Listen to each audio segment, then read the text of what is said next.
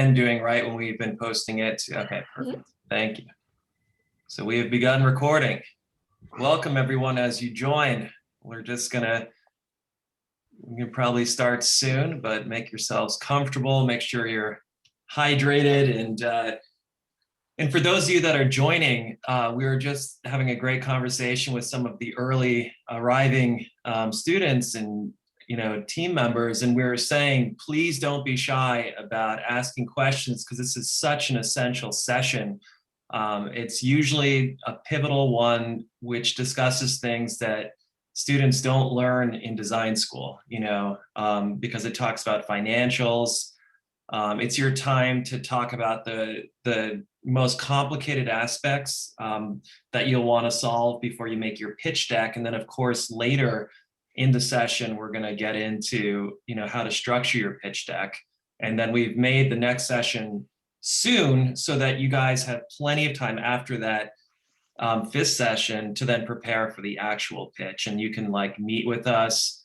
James is incredible and has been doing this, with me since the very beginning. He co-founded this program with me. And so he's amazing at helping. And I also love helping with the performance, the pacing, the articulation. I have professional performance background, so I love coaching as well, how it's coming across. So use both of us. And then, every now and then we might be able to get Fumi as well, who can be another, really insightful person. But definitely the takeaway is definitely ask questions this session. It makes us feel great to answer questions. We're giving you value, and that's why we're here. That's why we do this program. We're definitely not doing it for the I don't know, the cash or whatever. Like James is very generous, and Fumi for volunteering all their expertise and time. Of course. Always. Yeah, go team. These guys are the best. I'm flipping the way we're doing this, by the way. We're doing. Oh, you want to start with the pitch? I'm doing pitch deck first, and then. Got it. So probably start with. Do you want to start with the homework, or do you want to start with the slide deck? We'll start with slide decks. Okay. And then we can go into homework. Great. So when do you want to begin at 12:05? Sure. Okay. So let's see, I'll make you and Fumi the co-host so that you have screen share power.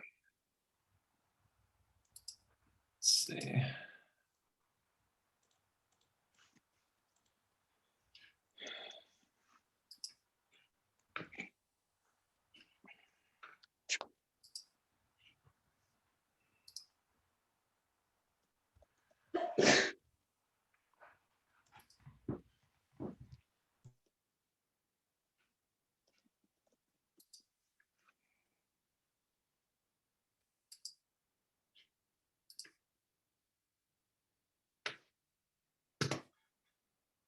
All right, we're going to begin in 1 minute. And so in 1 minute, I'd also just say, if you absolutely can't, it's understandable, but we'd really appreciate anyone that can actually share their screen. You don't have to have it on the whole time, but just to see that, your friendly face and, engagement is always greatly appreciated. Nice to see you. Excellent. So thank you all. Thank you guys. It's nice to see your nice faces. All right. I love those plants. It's gorgeous. Both of you. I see Katz and also Brandon. You'll have to give me tips on I have plants, as you can see as well, but some of them I struggle with. And Freya has plants too. Love it. Love it. Oh yeah, look at that. You got Freya. You're rocking those. Beautiful. Is that bird of prey behind you? Nice. All right, James, I think we're ready. It's 12:05.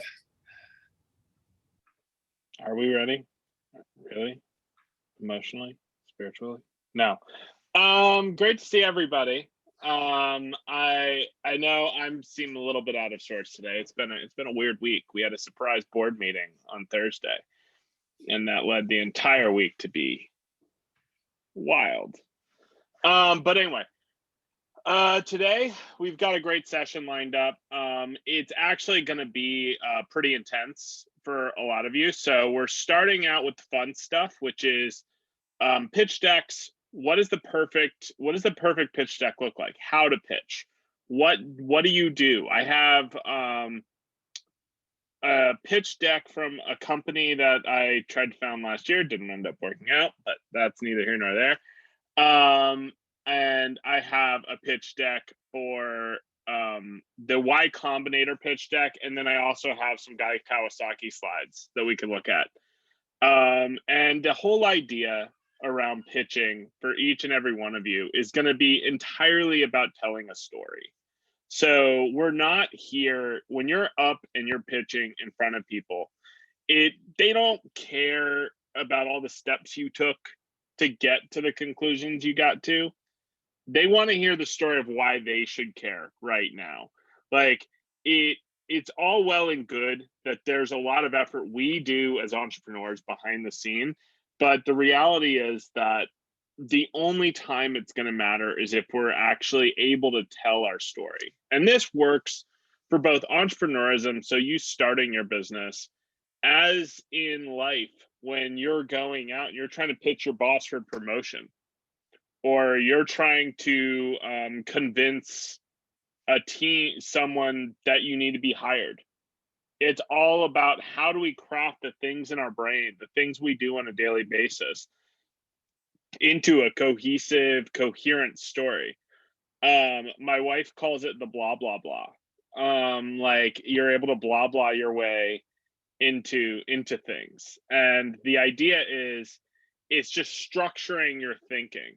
And so Y Combinator put out a pitch deck last year that I think is great. And we'll share this with all of you after.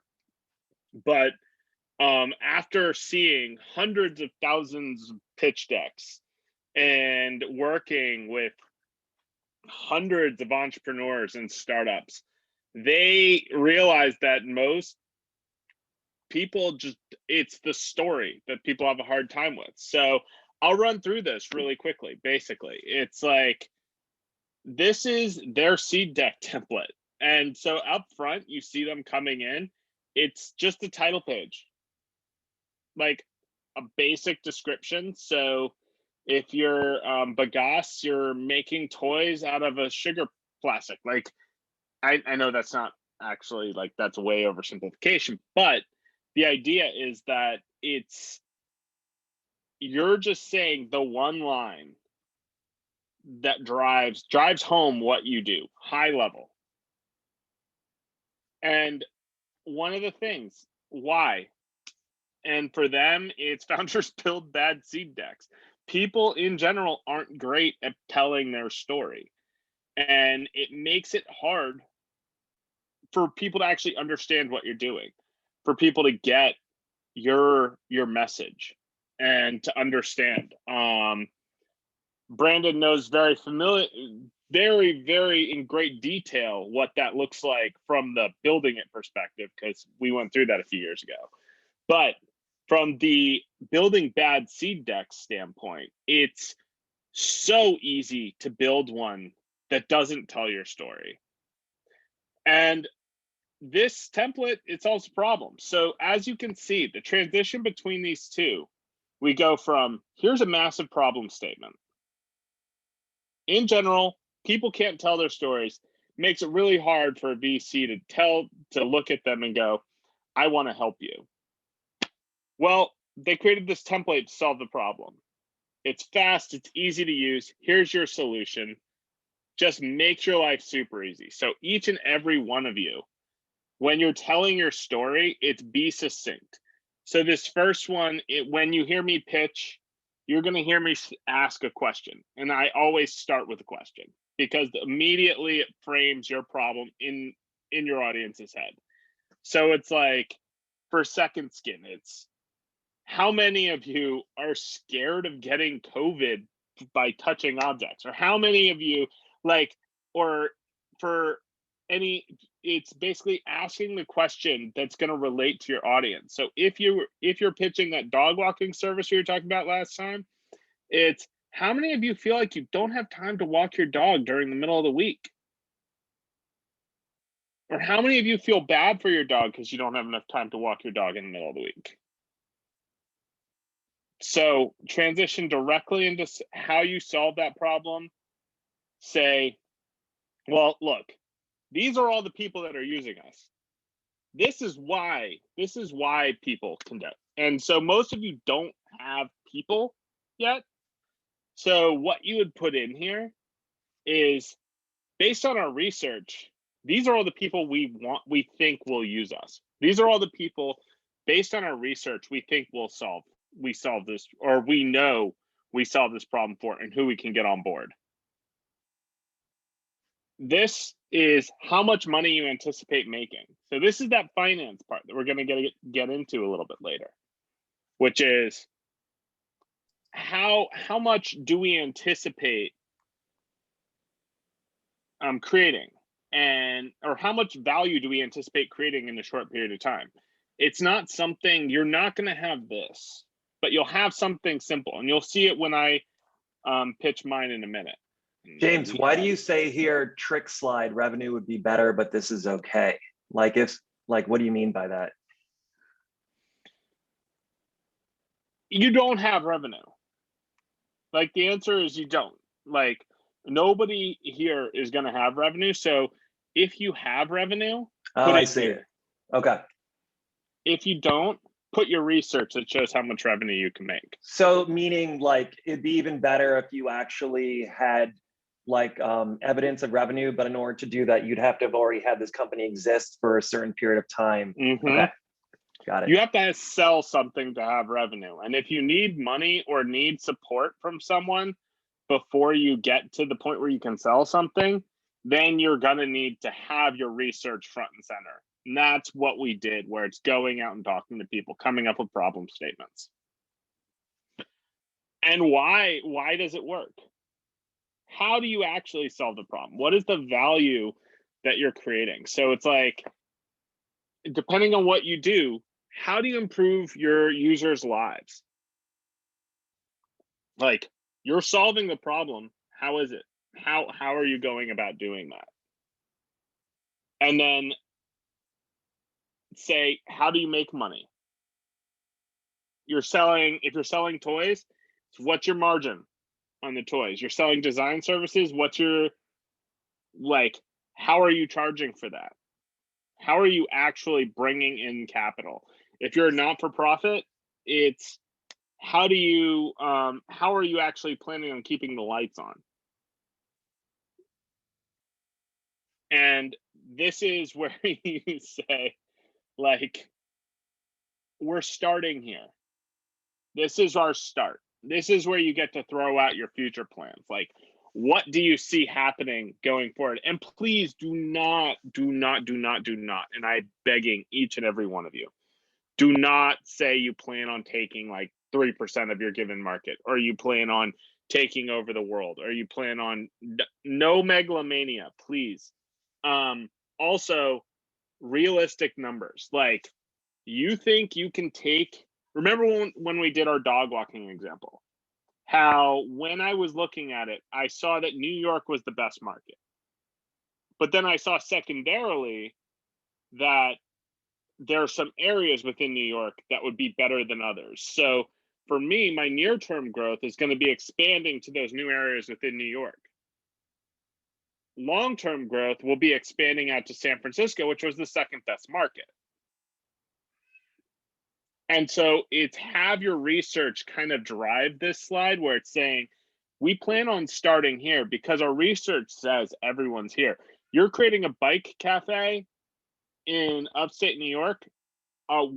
We see this working here because we know there are 100 bikers who would come in every day. But we also know that there are 100 bikers across the Catskills that would be totally into this. And we also know there are 100 bikers up in the Berkshires and in the Adirondacks. We have areas to expand, and we know that because we've done the research. That's what you throw in here. But again, keep it super simple. Then who you are. Literally just like your criteria, don't do this. This is trash. You sleep. Don't hustle culture is bad. And then what you need. Basically, this is where you ask for it. And you're not going to get anything you don't ask for. You're not going to walk into someone and ask them for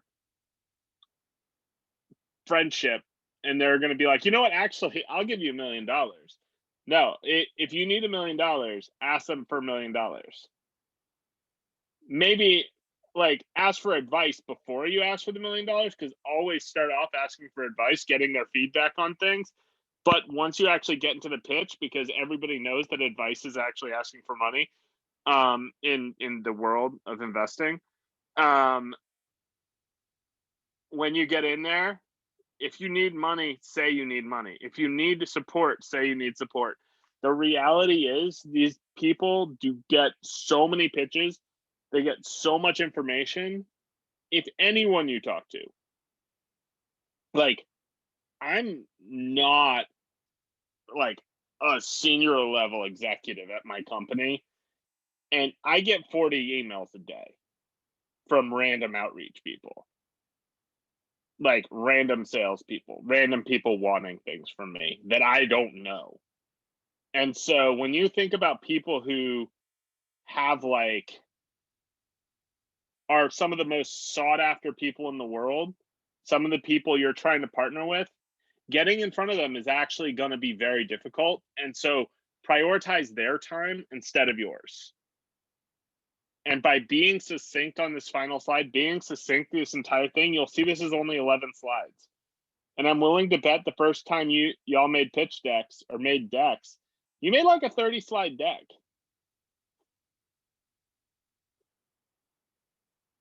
And you had a bunch of asides and you're telling life story over here, how you're saving the birds over here. There were a bunch of things. And the reality is that it's not all that needs to be in here. Just keep it short, keep it simple.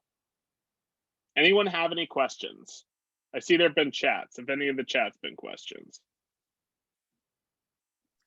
One of the questions was, are you going to share like slide decks so that they have models?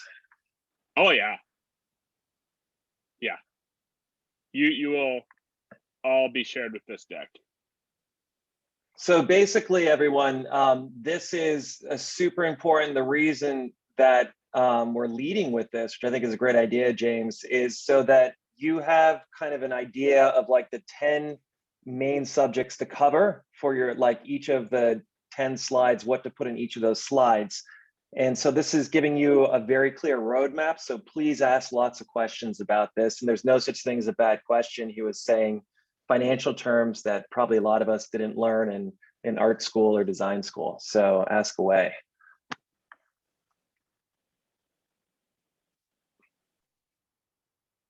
Anyone? Oh yeah, James, I got a question. All right. Yeah, would you typically have one pitch deck that you would use for everybody, or would you customize pitch decks for different investors, people you're sharing it with? Every single use case you should have a different pitch deck. So if you're pitching for partnership, you should have a pitch deck around that. You're pitching for sales, you should have a pitch deck around that. You're pitching for investment from a seed stage investor who's actually institutional, you should have a deck for that. If you're pitching for like a B Corp, someone who does impact investing, you should have pitch deck for that, because it's different stories for each person. Like don't dilute your core story, but tell that story differently for every person, and don't try to overcomplicate it with like get too deep into it, but there should be some customization for every single person. Exactly. And I would add to that, that doesn't mean reinventing the wheel. It just means like taking your basic premise and then adapting it for the particular audience, right? So you're going to still have most of the work done.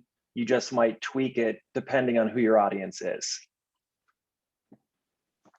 I have a question that might be incredibly foundational. I just don't really know, but Can you explain what is the difference between like pitching to an investor versus if you want to go get a loan from the bank to start up? Like, why would you do, like, at what point are you going to go to human beings as opposed to just going to the bank and saying, I need this much money, I want to start a business?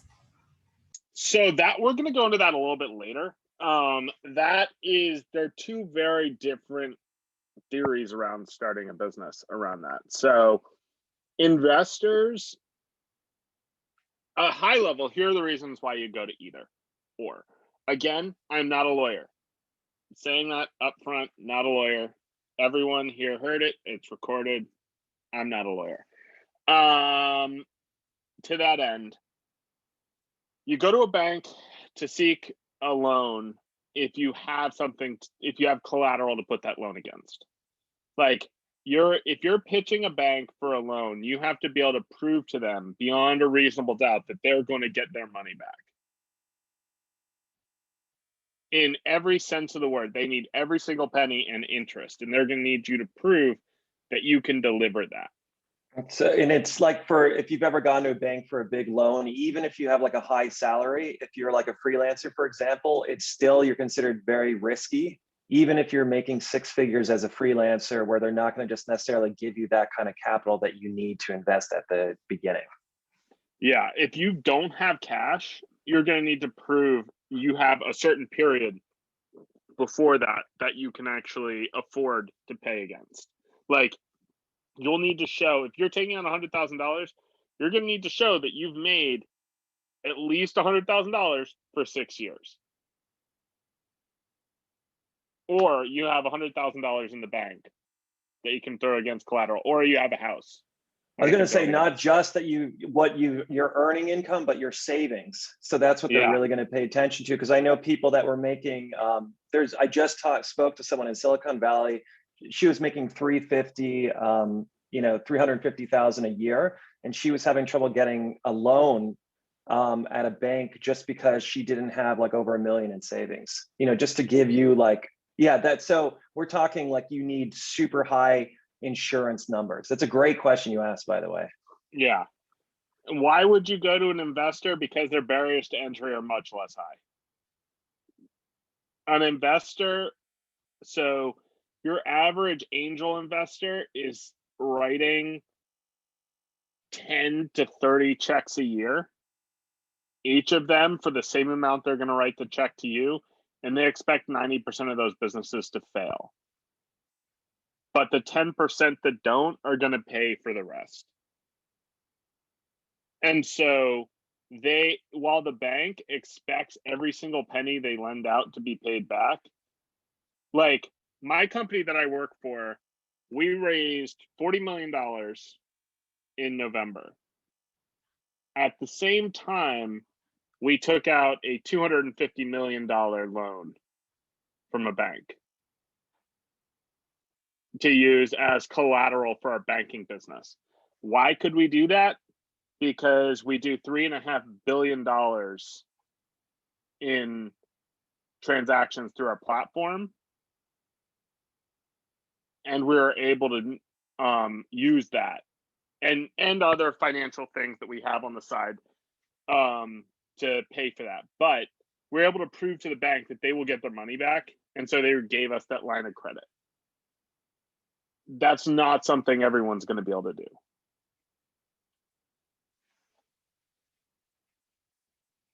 I hope that was a good answer. Yeah, thank you. It's also great though, if you can get a bank they're going to want to like own less of your business for that reason than an investor, right? Because like a VC, they can be predatory. And so you have to be careful about that, right? Because they're willing to take more risk for you, but that comes at a cost. So that's a really good question where you get into the nuance of that. Yeah, another thing to think about, and again, we'll talk more about this later, but VCs aren't here for you. They're not your friends. Investors aren't your friends, basically. The bank isn't your friend. They're not here to support you. They will say they're here to support you. They're here to provide insight and value, and they do. But at the end of the day, everything they do, it's the same as your parents giving you advice, or it's the same as anyone in your life giving you advice. They're coming from their angle. And at the end of the day, you're living your life. You're the person who knows what's best for you.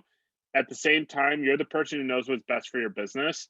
A VC is coming in wanting the people who are going to fail as quickly as possible, and wanting the people who succeed to succeed as fast as possible. Because what they want to do is they want to take the people that fail, and they don't want to have to worry about helping those people past the point of failure.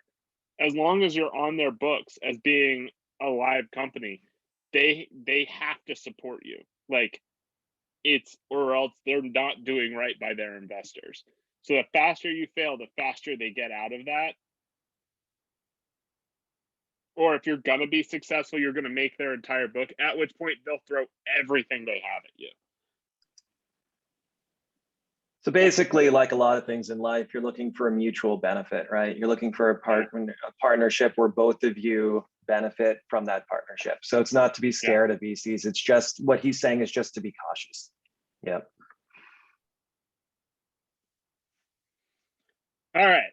So this is the business that I was trying to found earlier this year. You'll see that it follows a little bit of a different vibe, but that was again because I had no revenue, and B, didn't have a product. And so, like, it was basically, and the reason it didn't work out was not because I couldn't raise, was because of some other legal things that blocked me from actually starting the business, which was unfortunate. But this is the business. So it's Alliance, which means let's go. And it is operations should be easier. And basically 90%, how many people here have actually used a CRM like Salesforce? Our art students, I'm sure, not many of you. But over 90% of businesses in the US, in the world, have a CRM. And they tend to spend between 100 and 100,000 and $1 million at scale, at enterprise, to get them started. Yet adoption averages around 26% across the entire industry. And the vertical as a whole is projected to grow 14% through 2025. James, since they are design students, could we just quickly define CRM for everyone and just give it a brief context? Customer relationship management.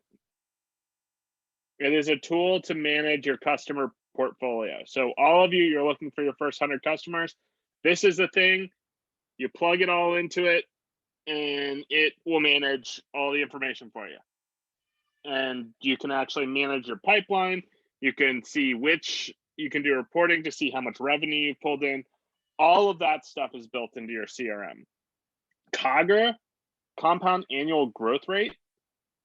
So that's saying if you grew 10% every year, the first year you grow 10%. The next year you actually are growing, it's 111%. And then so on and so forth. The reason why is because every year you're actually growing 10% on the 10% you grew the year before. So this is just accounting for that, that growth.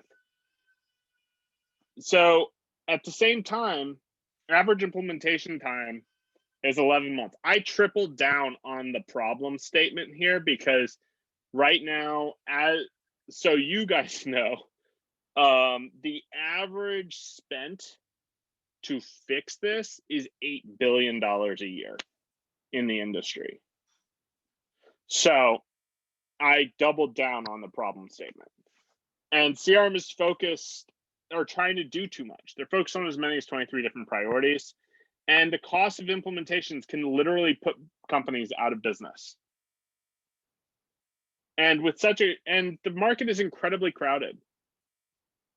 There are 40,000 active marketing technology companies, 15,000 enterprise SaaS companies, and 9,800 active CRM companies.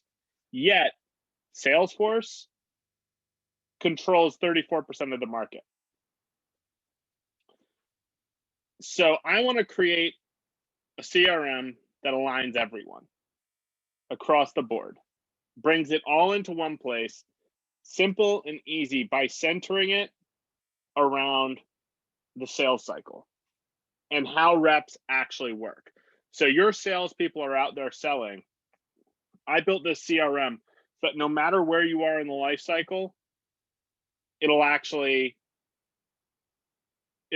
take care of it, make their lives easier, and save them time and make you money.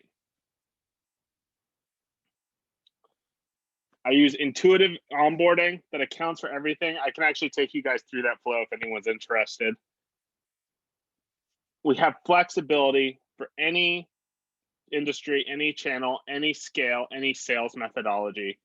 As you can see, other than my problem statement, I'm super light on numbers up to this point because I don't have a lot of them.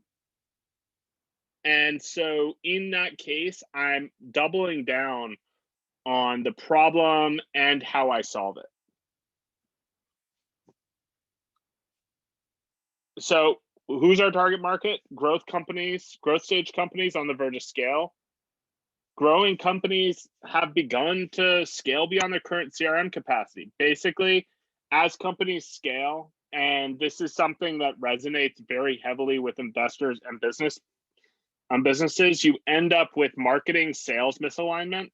So in those two departments, as they scale, so marketing's off doing marketing things, sales is off doing sales things. Pretty soon, all the marketing people are creatives, all the sales people are just hunters, and they no longer talk to each other and no longer speak the same language. And it's something that makes it hard. So this is a system designed to bring them together and create cohesion, and so that everyone's speaking the same language. Potential market share is huge.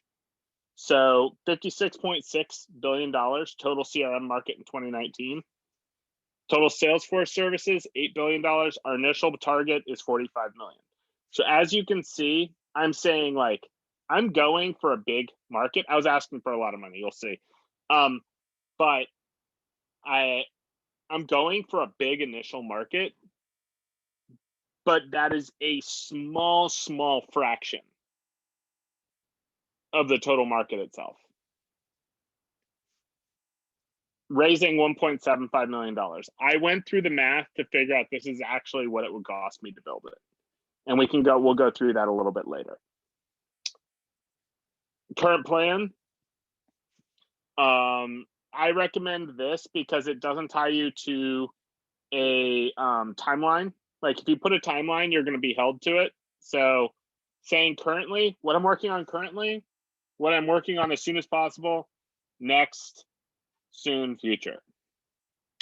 Me as me, and that's an Ignition Lab photo. And then thank you. And so it's 15 slides, but I doubled down on the problem statement because I wanted people to understand that. And I didn't have a lot of financials to show, but what I do have and I can speak to is I have a very intense proof of concept built.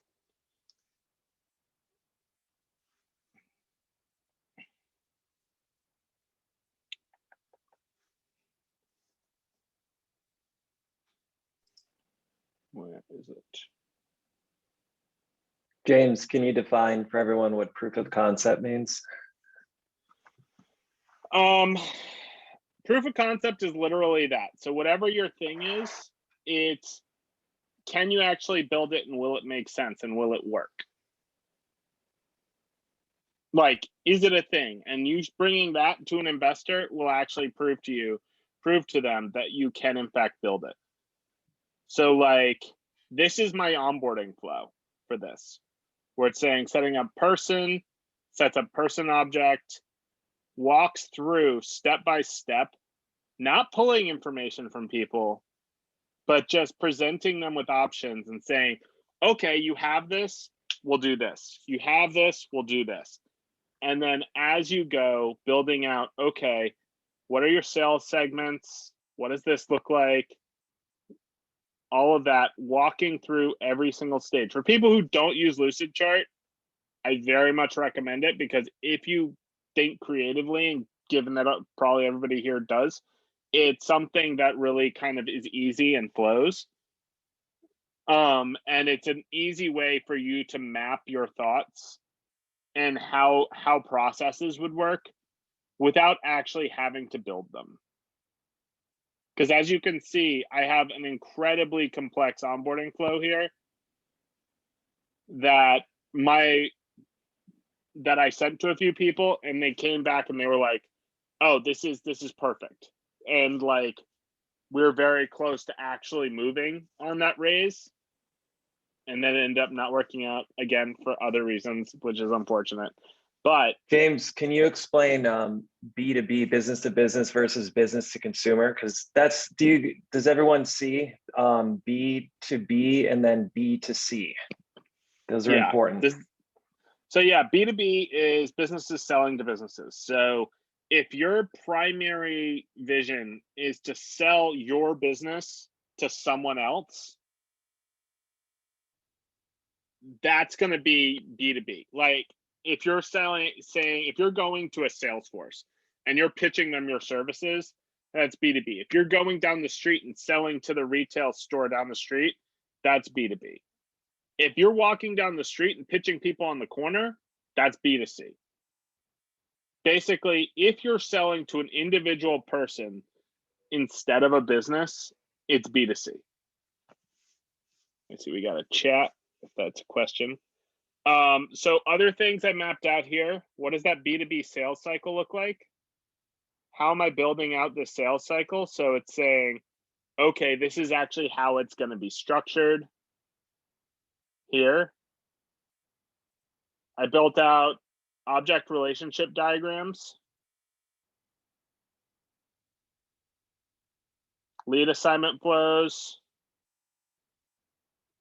what the sales cycle looks like, sales cycle process.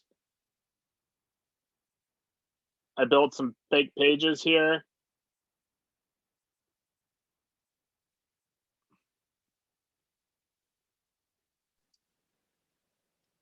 This is to give you an idea, just to let you know, you guys are not expected to do this level of depth. This is literally just to give broad context for things. Yeah, this is a proof of concept. This is a fully built out proof of concept. So this is me sending this. I send this as a book to someone, and my idea is that they then can flip through and know exactly what I'm building. But I don't give them enough information to go off and build it themselves. So that's kind of high level what I was building. And so this is telling that story without having to go into that much detail. It was only after I talked to someone that they were like, okay, let's get a little bit deeper. Anyone have any questions?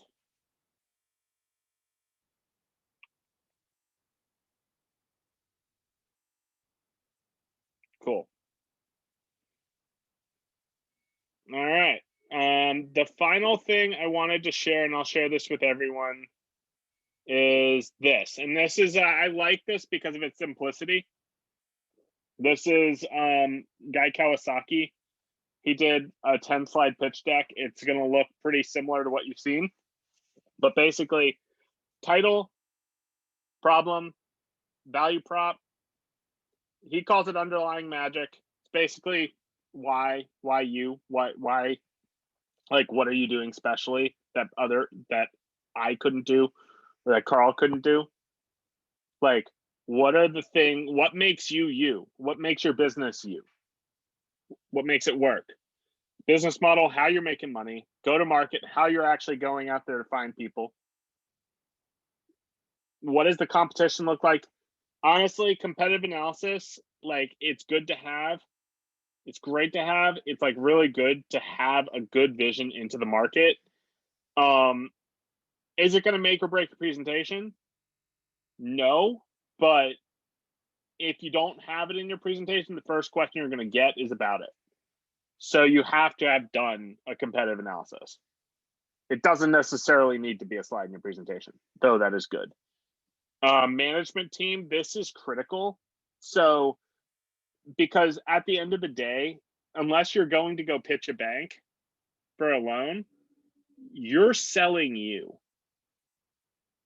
Like, you're selling your ability to execute on your vision. And this is whether you're pitching for money or you're pitching for a promotion, or you're just pitching for a project you care about. Like, you're entering into a group project, you're trying to convince people that, like, they should do this.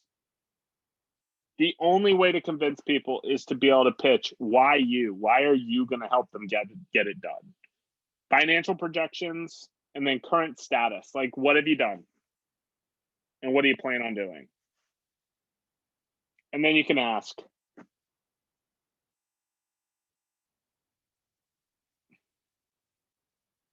Yeah, and also this is a really, really salient point. If you're going to pitch for investment, they know at some point you plan on exiting the business. Nobody starts a business to die in it. So, like, they know you're going to do that. They'll ask if they care, but you don't need to include it in your slide deck. Like, and you should have some ideas around how you're going to exit, because they will ask, but at the same time, don't put it in your slide deck. All right, that is that. What questions does everybody have? I know you have questions. Don't be afraid to ask. I'm not scary most of the time.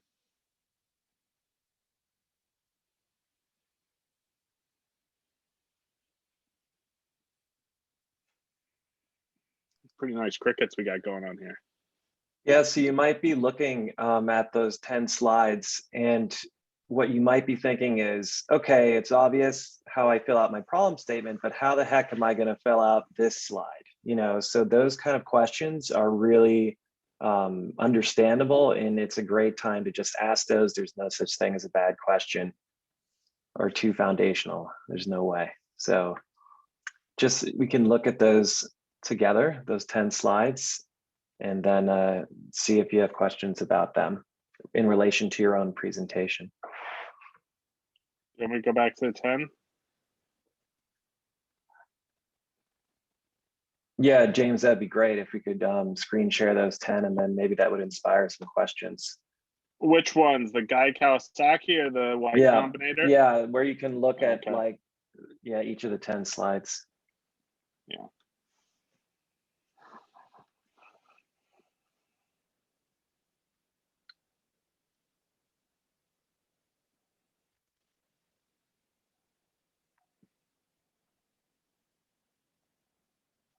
Okay, I have a question. If nobody else has another question, can you talk about the go-to-market plan? Like, what is that? Is that like you're saying, oh, I'll post advertisements or something? Hopefully you're not just going to say you're posting advertisements, but Right. yes, it's how are you getting customers? Like, your go-to-market plan is literally that. It's, imagine you are sitting on an island and literally all of your customers on another island. How are you getting there? Like, it's that simple, which is, where are your customers? How are you getting to them? If your customers are in the Hudson Valley, how are you going to advertise to them? How are you going to get those first customers in the door? How are you going to build beyond that? If your customers are in California, how are you going to do that? If your customers are all online, how are you going to break through the noise of online? It's like, yeah, advertising is a part of that, but there are so many other pieces to that puzzle. It's not just like, I'm going to create a blog and talk about my stuff. I'm going to do this.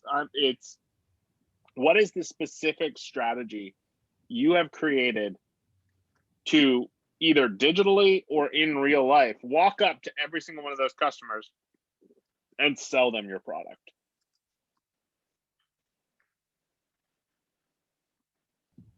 So I think also in the go-to-market plan is where after post, for example, your market research or your user surveys, you would look at your target audience. I think, like, not I think, but I guess this is also the part where you can really get specific with how you're going to market it to your target audience.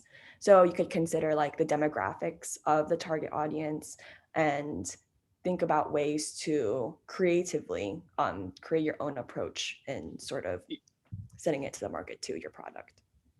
Yeah, and to that end, don't get too in the weeds on your demographics. Like, you can say, my target audience is females 18 to 24 who are currently living on their own, have a dog, and don't, like, you can say that and be like, or you can say, I'm targeting millennials who work and own a dog, and I'm going to reach them here. That's Like, a great point. We had in the past a group that had such a good idea, and then they said, we're targeting 18 to 34-year-olds, and it seemed very arbitrary, like, because their idea Yeah. wasn't dependent on the person being under 35 for any reason. They just said that. And so then they expanded it, because it didn't make sense to like just limit it to under 35 when there was no reason to, That's a really good point. And that's a really good question. Thank you for asking these questions, Kat. Seriously, those of you, please ask questions because it's so helpful. I guarantee it, whatever question you ask, probably half of us have. So. Actually, I have a question.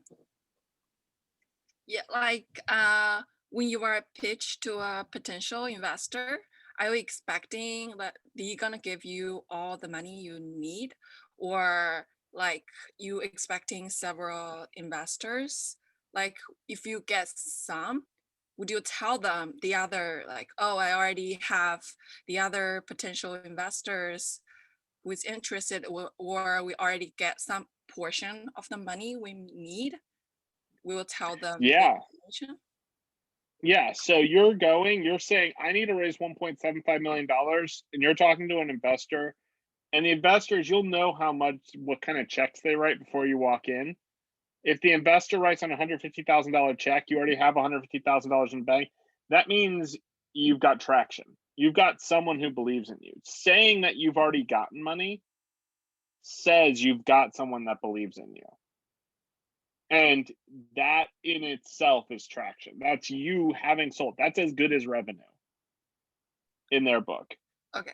At the other side, don't overcommit to one investor, which is like, if you invest too much money, or if you get too much investment from one person, that person ends up controlling your business, and then you're in a whole nother boat. Okay, yeah, thank you. Yeah. And I also want to say that, of course, this is an experiential learning program. So we're not expecting you to literally have a product ready and to actually request for real like $1 million. So the point, if we have had like the winner of the last pitch competition went on and actually launched her business, and she's going to be speaking actually at the start of the pitch competition to tell us about her journey. We're super excited, Catherine, to have her, and to also be a judge representing that, that age demographic along with other people. But we want you to do this so you have the experience of pitching, and so you're making up an ask if you're not really. So just in case you're wondering, like, holy crap, this is feeling super intense and I'm going to risk everything, this is a learning experience. So it's a certificate program, so you learn how to do this. So if you want to do it now or in the future, just so we're super crystal clear about that, to take any pressure off of any of you that are like, oh my God, I don't know if I can risk the financials in this idea. Yeah, don't risk anything here. Don't do that. It's all about learning so you know what's going on, so you understand how to be an entrepreneur, so you understand the startup world. Unless you're actually starting your business and then you're taking a real risk, and then that's fun. Yeah. And like, yeah, we'll support you in any way we can to make sure that you're as successful as humanly possible.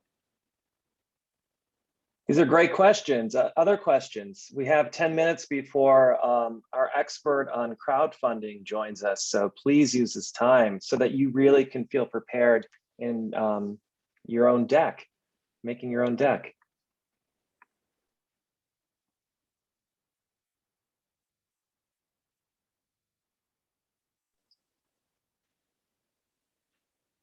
Does it seem easy? Does it seem clear? Like,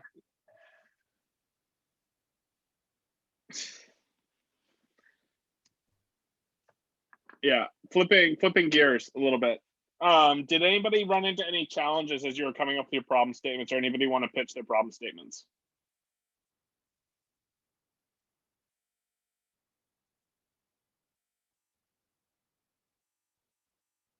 Am I here right now?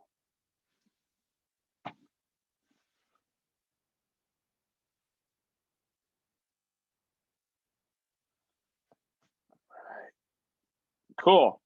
All right, who wants to pitch a problem statement? We got 10 minutes. Let's go. Let's do this.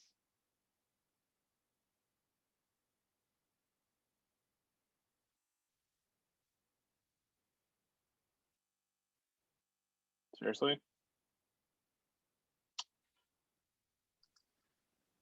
Cool.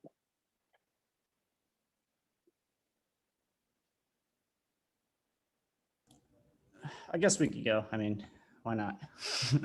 Get after it, Luke. All right. So I guess since like last class, I mean, I think you guys are kind of familiar with what we're doing. We're doing the motorcycle community garage shared space. And our problem statement, or kind of what we're trying to get after, is motorcycle enthusiasts who need more space. So, and I mean, some of the feedback we've gotten, like, no one has said yet that like I wouldn't use that space or that that's a bad idea. And I mean, I met a guy yesterday. I was buying a motorcycle frame off of him.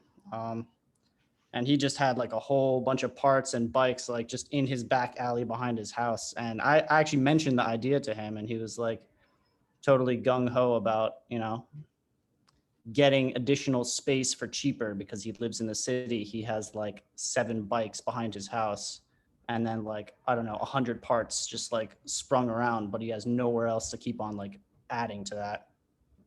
So it's like, there's a twofold that I see right now. Like on the one front, we could hit this through like a digital marketing campaign, get people that way. And then on the other front would be like person to person, like meeting with those individuals.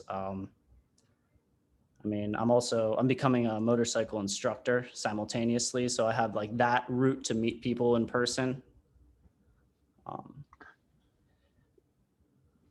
That's awesome. Yeah, I was thinking about this, and we have a guy who lives in our building. He's on the 6th floor, and he has 3 motorcycles on his balcony. Because he already rents like 4 of the parking spaces in our garage that are all full of motorcycles, and he has another 3 on his balcony. And I'm like, dude, you need to find more space. You need to go. But he's like, you're not supposed to have motorcycles on your balcony in New York. That's really illegal. But at the same time, he's the guy that whenever anything goes wrong in our building, he'll like call his buddy at the NYPD and be like, this happened. And then it gets solved for us. So he's a good guy to have around, but he also has motorcycles stored literally everywhere. Yeah. Actually, I think including the basement. So yeah. So I mean, yeah, those individuals, those type of people definitely exist. There are a lot of them. I mean, just like this guy I met the other day, this was like random, like a cold call kind of thing. I just went there to pick up the frame, and then I discovered he had like this whole like little culture of motorcycle parts in his backyard. Yeah. Cool. Yeah. Awesome. Second skin can go. Cool. Great. Well, we'll keep this real short. So per our research, 50% of everybody who wears a mask in public is skeeved out touching things. And that's a pretty substantial situation when half of all people trying to engage in public are afraid to make physical contact using their hands. So our solution is a special kind of glove that looks great, feels comfortable year round, and provides a COVID protection as well. Awesome. I need that. Customer one.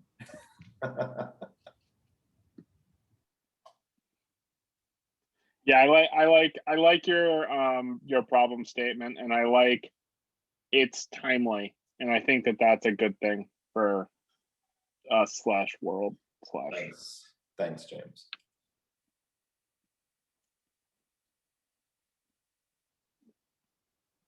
All right, who else is going? We can go. Covers 4. All right. Yeah, so we're Grabbage and we're concerned with environmental sustainability. Like there's a lot of trash on the streets. So our product is an app that promotes customers to throw trash, be it like your own trash or trash you find on the streets, into trash cans. So yeah, that's about it to keep it short. How are you going to reach said customers? Sorry? How are you going to reach them? So we're thinking of like social media posts and also just talking to people, since if we are going to do it in New York and we're students, we can just go out and talk to people on the street. Awesome. Yeah, you may run into a little bit of resistance in today's world going up and talking to people, but or just in general, it's because it's New York City. But it's good. I think that's a thing where doing things that don't scale at the front is a good way to get started. Where it's like, who was it? This Pinterest guy who just went into random Apple stores and turned them all on Pinterest before he got kicked out. Yeah. Yeah, do stuff like that. That's not illegal, but not, don't do anything illegal, please. Especially not at my behest. But yeah, I think like do things that don't scale to start out, and that's a great way to get people on the ground. But I do want to hear like you need to flesh it out a little bit more, and honestly, come have like a strategy for reaching more people than you would on a walk and talk. So James, just off the top of your head, what's an example of something else, like another idea that to scale? I have a question actually. Do you think venues would work in like malls or something? Yeah, you could do that. You could do partnerships with malls, so you could do channel partnerships. I think that's going to be a place where you're going to be. Remember the dog walking? I forgot the like Barker, the one that had the like boxes that you could put your dog in that were air conditioned, that were all over New York for a little bit before they got banned by the city. Those. He would walk into. He started out in a really small area. I met him a few years ago. He was started in a really, really small area of New York, just in that Gowanus, and he went from store to store to store, talking to people about these boxes, and then started expanding that circle outward further and further and further. Like, and he had done a bunch of research that said the people in Gowanus were the most starved for places to put their dog when they were walking around, because people in Gowanus tend to have walked a little bit to get there. And so he decided that was the best place to start and started expanding out. And that was a really nice, like, it was really great before it wasn't.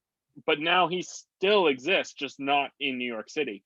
And it's largely because he did those things that didn't scale up front and then got the partnerships with businesses. So for you, you want to get people want people to come into their stores. So if you have someone and you can talk to them about putting them on your app, like, then they're going to talk to their customers about it. Maybe they'll put it in the window. People will start seeing it around and they'll get engaged. There was another one that actually came out of Pratt. It was travel.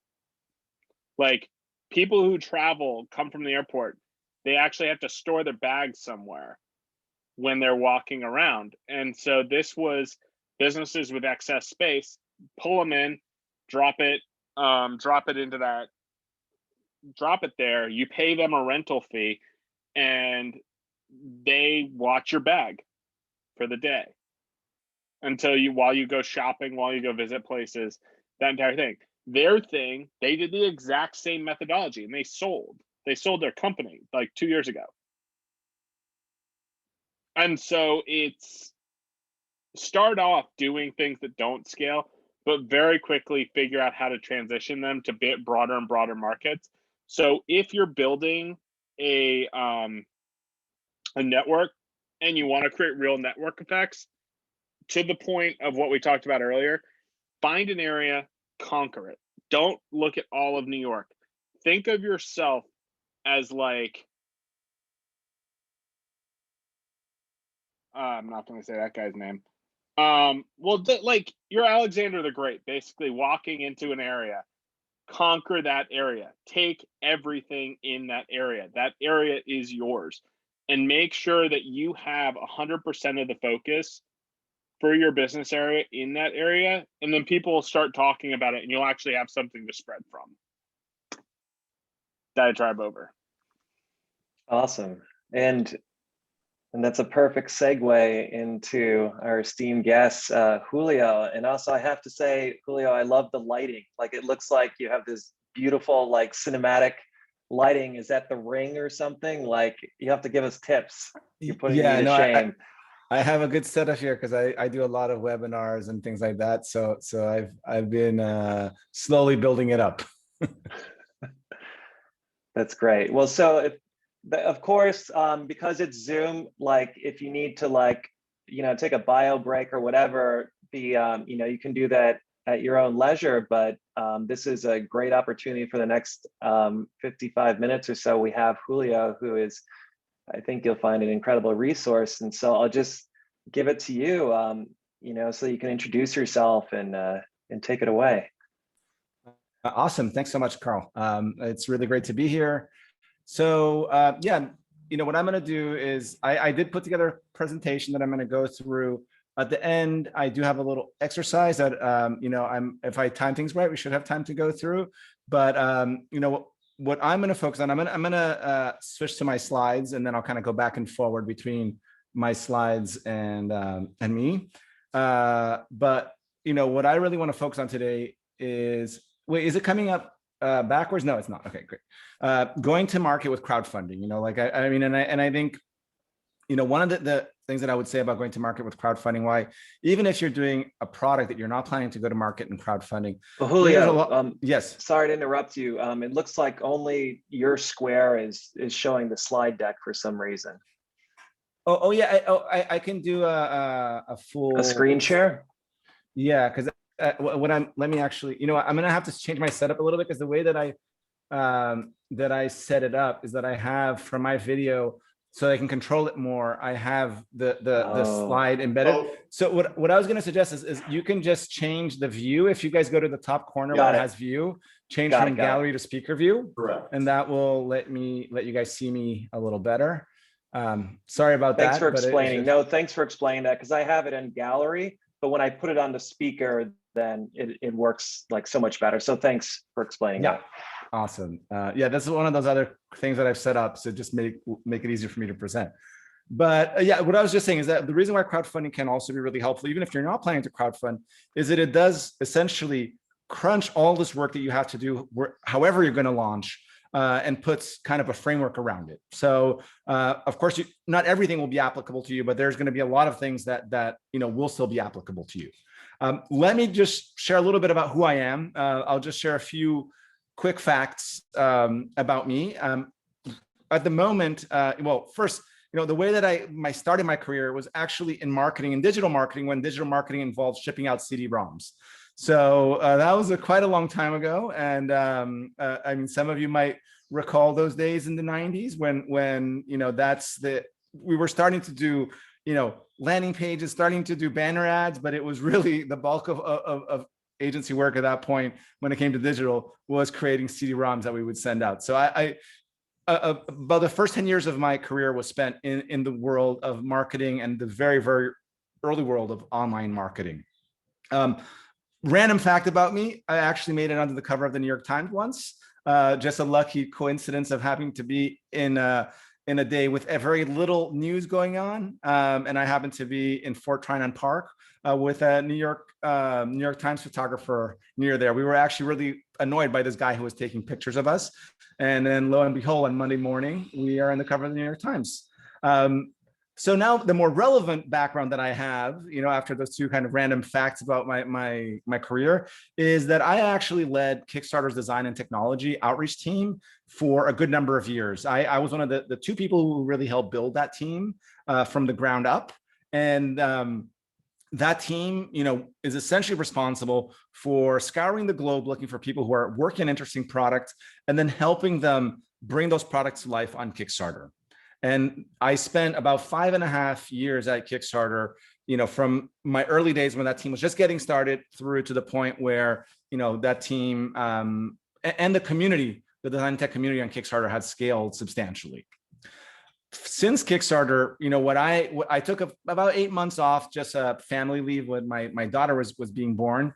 And then me and another Kickstarter creator brought together a group of other Kickstarter creators and consultants in the space to launch a company called Launch Studio. And our focus is on educating people how to do crowdfunding. We know that crowdfunding has become available to product creators for quite a long time. 2010 was the first time that a product was launched on crowdfunding. But we also know that even nowadays, most designers or entrepreneurs that want to launch something on crowdfunding independently don't really understand all the work that's involved. And it is tons of work that's involved over many, many months. I think most people just see the campaign and they, only kind of see like this tip of the iceberg of what's actually involved with launching a product. It's a very public part of the launch. And that's what really inspired us to do this.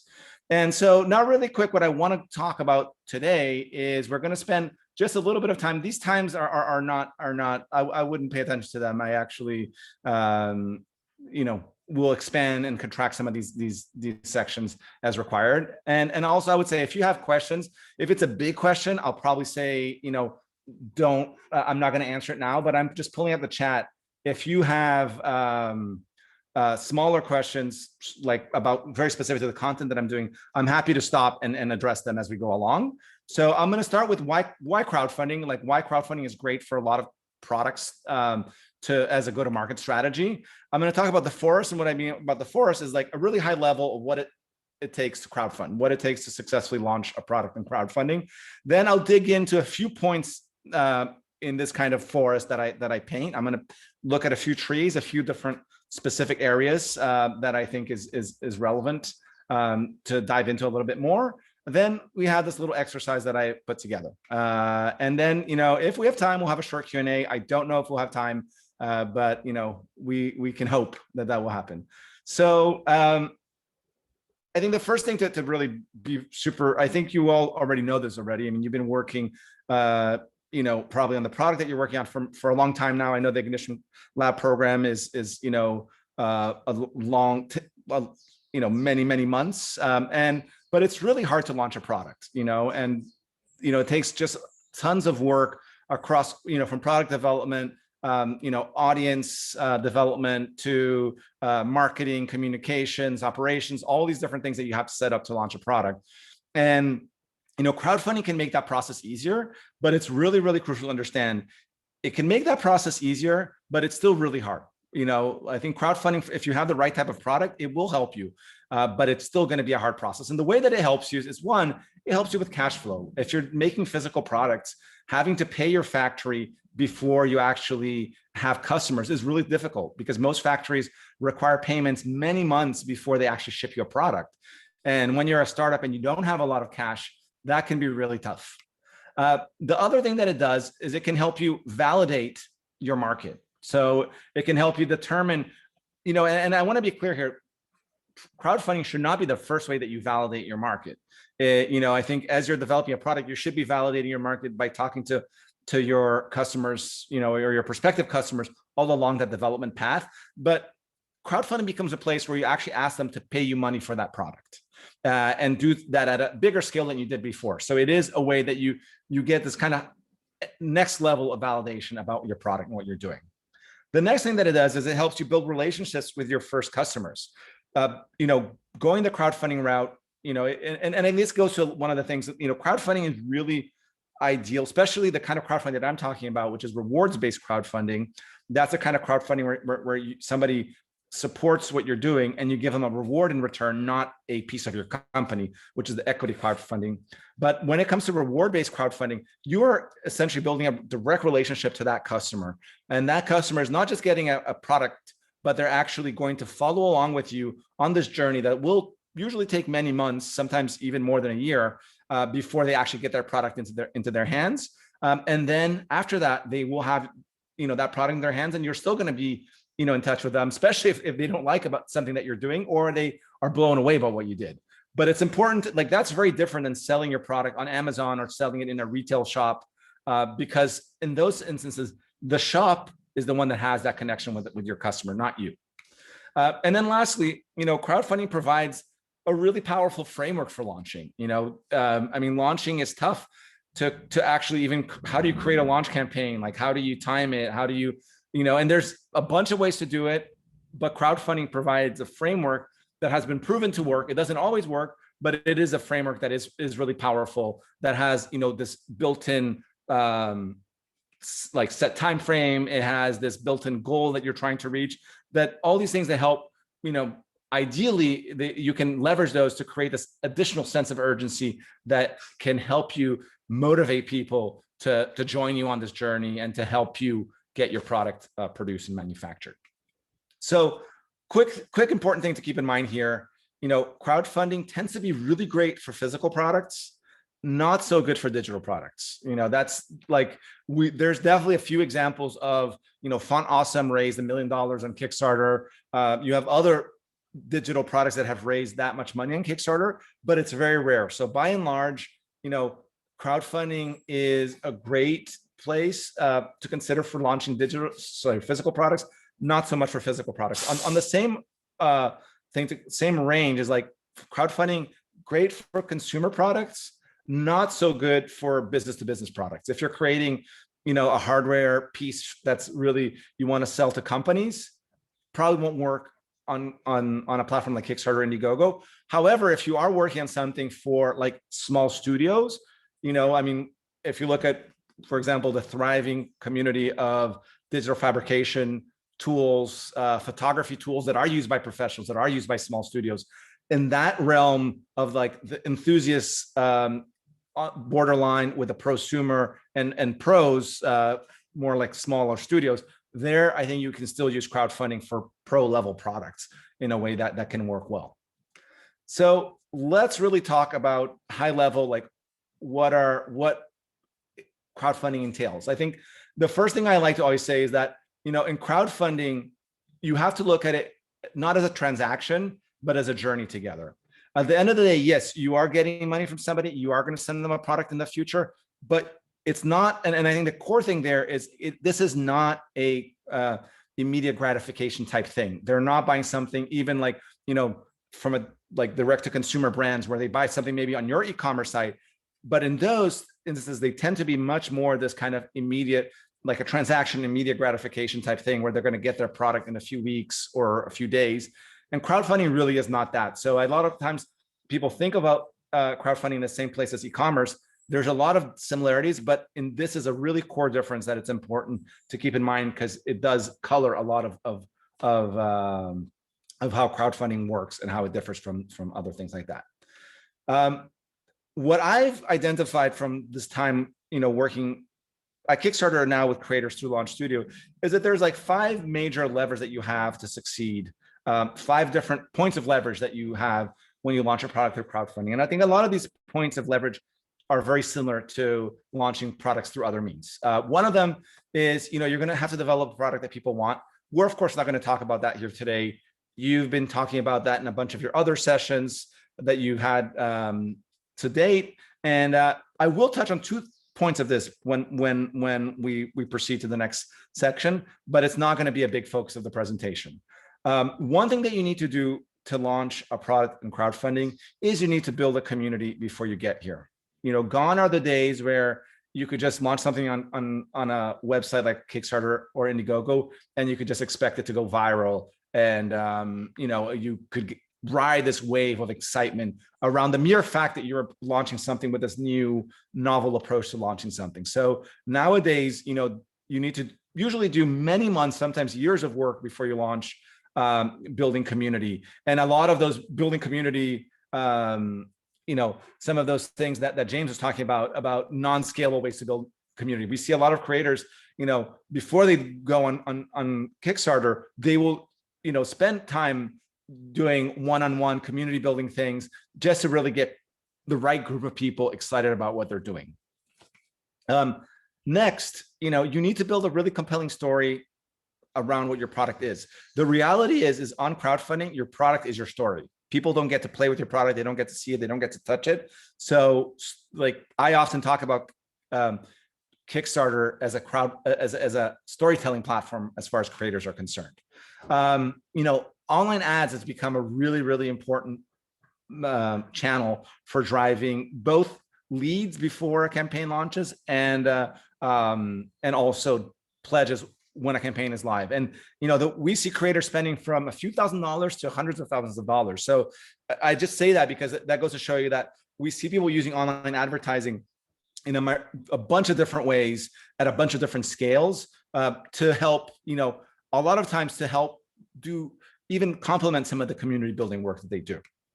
And then lastly, the last leverage that you have, which in some ways is it's the least dependable leverage, is generating buzz through earned media. And by that, I mean press, bloggers, influencers. And I say that this is the in some ways at least dependable because it's super powerful sometimes when it hits just right, but it's really hard to get it to hit just right. And we'll talk a little bit about why that is so.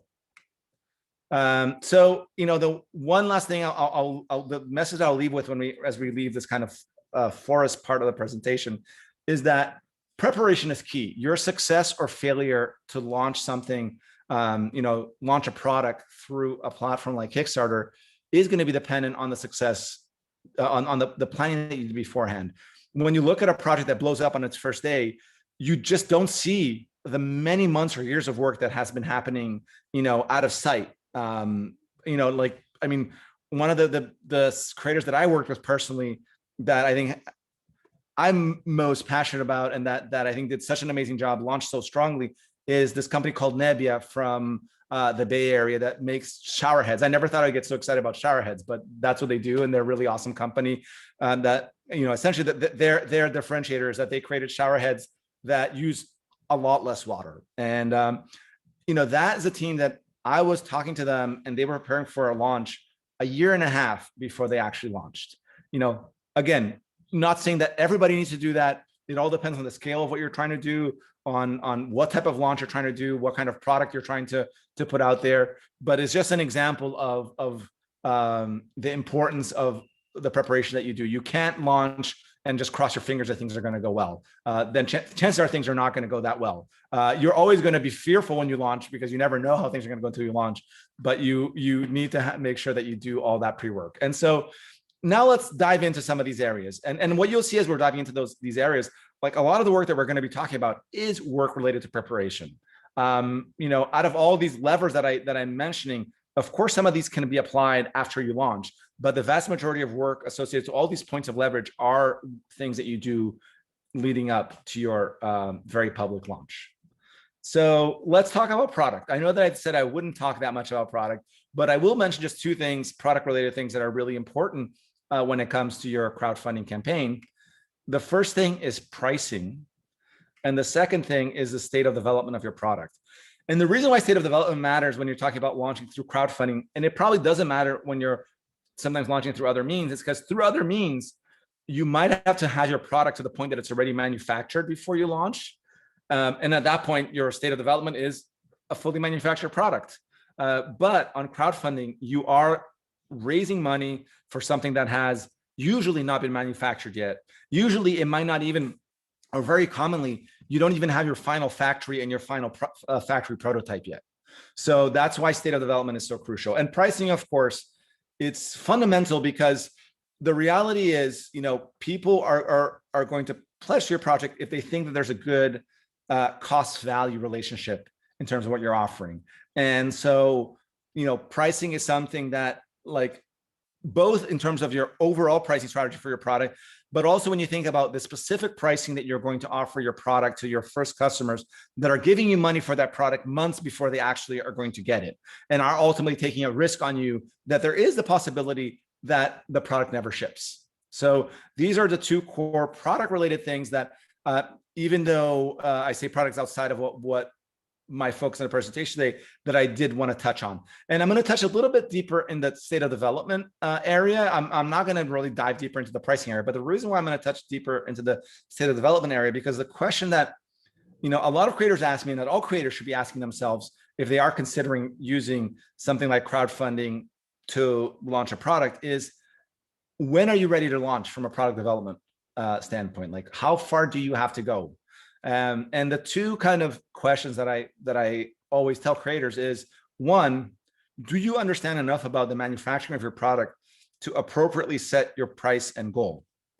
And of course, pricing is not something that should be driven only by your manufacturing. That should be driven by, the value that you provide, the value, like what you expect your customers are willing to pay for it. So, you could end up charging way more than you're able to, based on working back from your manufacturing costs. But the reality is, what you don't want to get to in a place is that you're charging an amount that is not feasible based on the manufacturing costs that you have for your product. And the reality is, your first batch is probably going to be your most expensive batch for manufacturing that product. So it's just really crucial that you know enough there. What you don't want to do is get into a situation where every product that's getting shipped, you're losing money on that. Because as a startup, as any company of any size, that's a really, really dangerous place to be.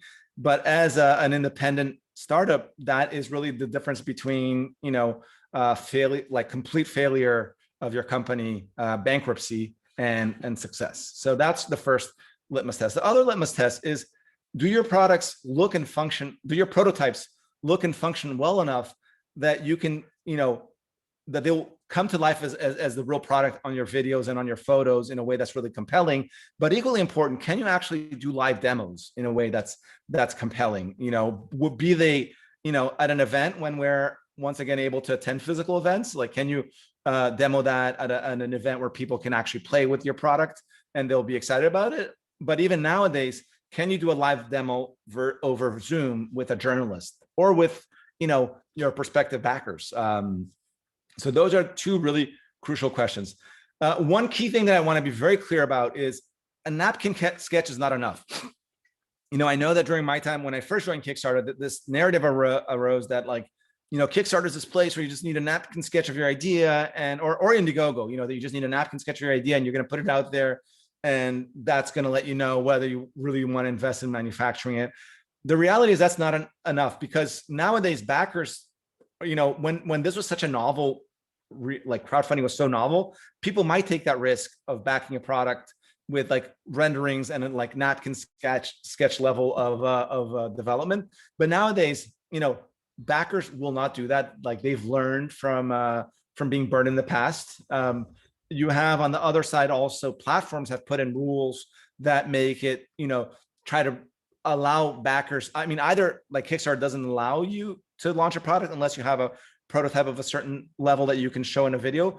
Indiegogo, what they do is they have flags that tell people, like, hey, this is how far this creator is, so that to help people assess the development of a product. And then the last thing is, most creators, like if you spend time researching how other projects have fared in crowdfunding, you realize the risks involved of not developing your product far enough before you launch. And I think there's enough horror stories out there, even kind of being talked about with entrepreneurs and designers, that I think creators themselves also, when they look at this as a path to ideally building a sustainable business, then, they actually realize that, it's really crucial to take it further.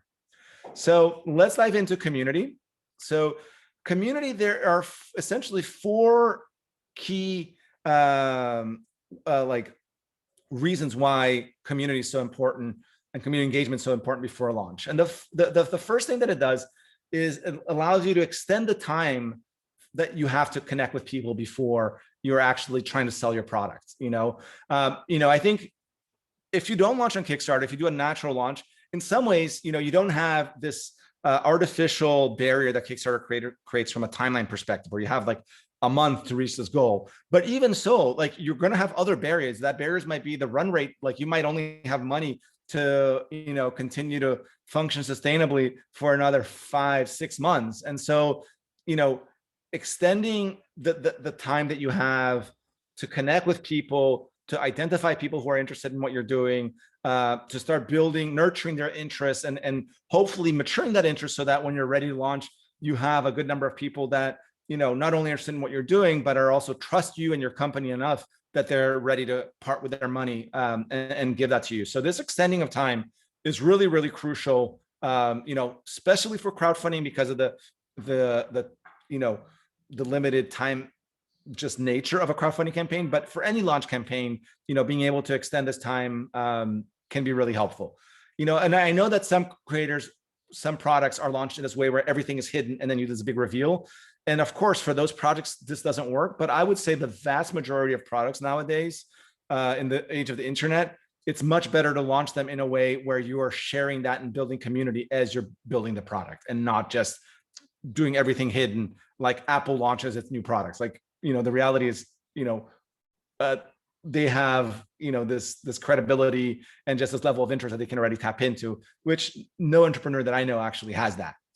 The next thing is it allows you to get acquainted with your customers. And I know that this is, again, something that you guys have talked with other, I know that other presentations that you guys have touched on this, but the importance of getting acquainted with the users of your product is really important, or the people who you expect to be the users of your product, and not just waiting until you're trying to get them to buy what you're doing. It's really crucial to be talking to them, both to understand like what of your products, and I'm not even here thinking so much on a product development standpoint, which of course that matters. I'm even just thinking about it in a communication and messaging standpoint. Getting acquainted with the users of your product, or the prospective users of your product, will help you understand how, not only what's most important about the product you've developed, like what features are most important to them, but how do they talk about it? Because the reality is, you're probably so ingrained in that product and talking about it so much between you and any collaborators that you have, the language that you use has a lot more nuance than the language of a lot of your customers use. And so it's really crucial to get acquainted with them leading up. And then the other things, nurturing interest. Like, this is what's going to allow you, like most campaigns that you look at on Kickstarter that explode on day one, it's because they've been doing all this community work beforehand, and they've actually done a good job of nurturing the interest of people who had raised their hand and said, I'm interested in what you're doing.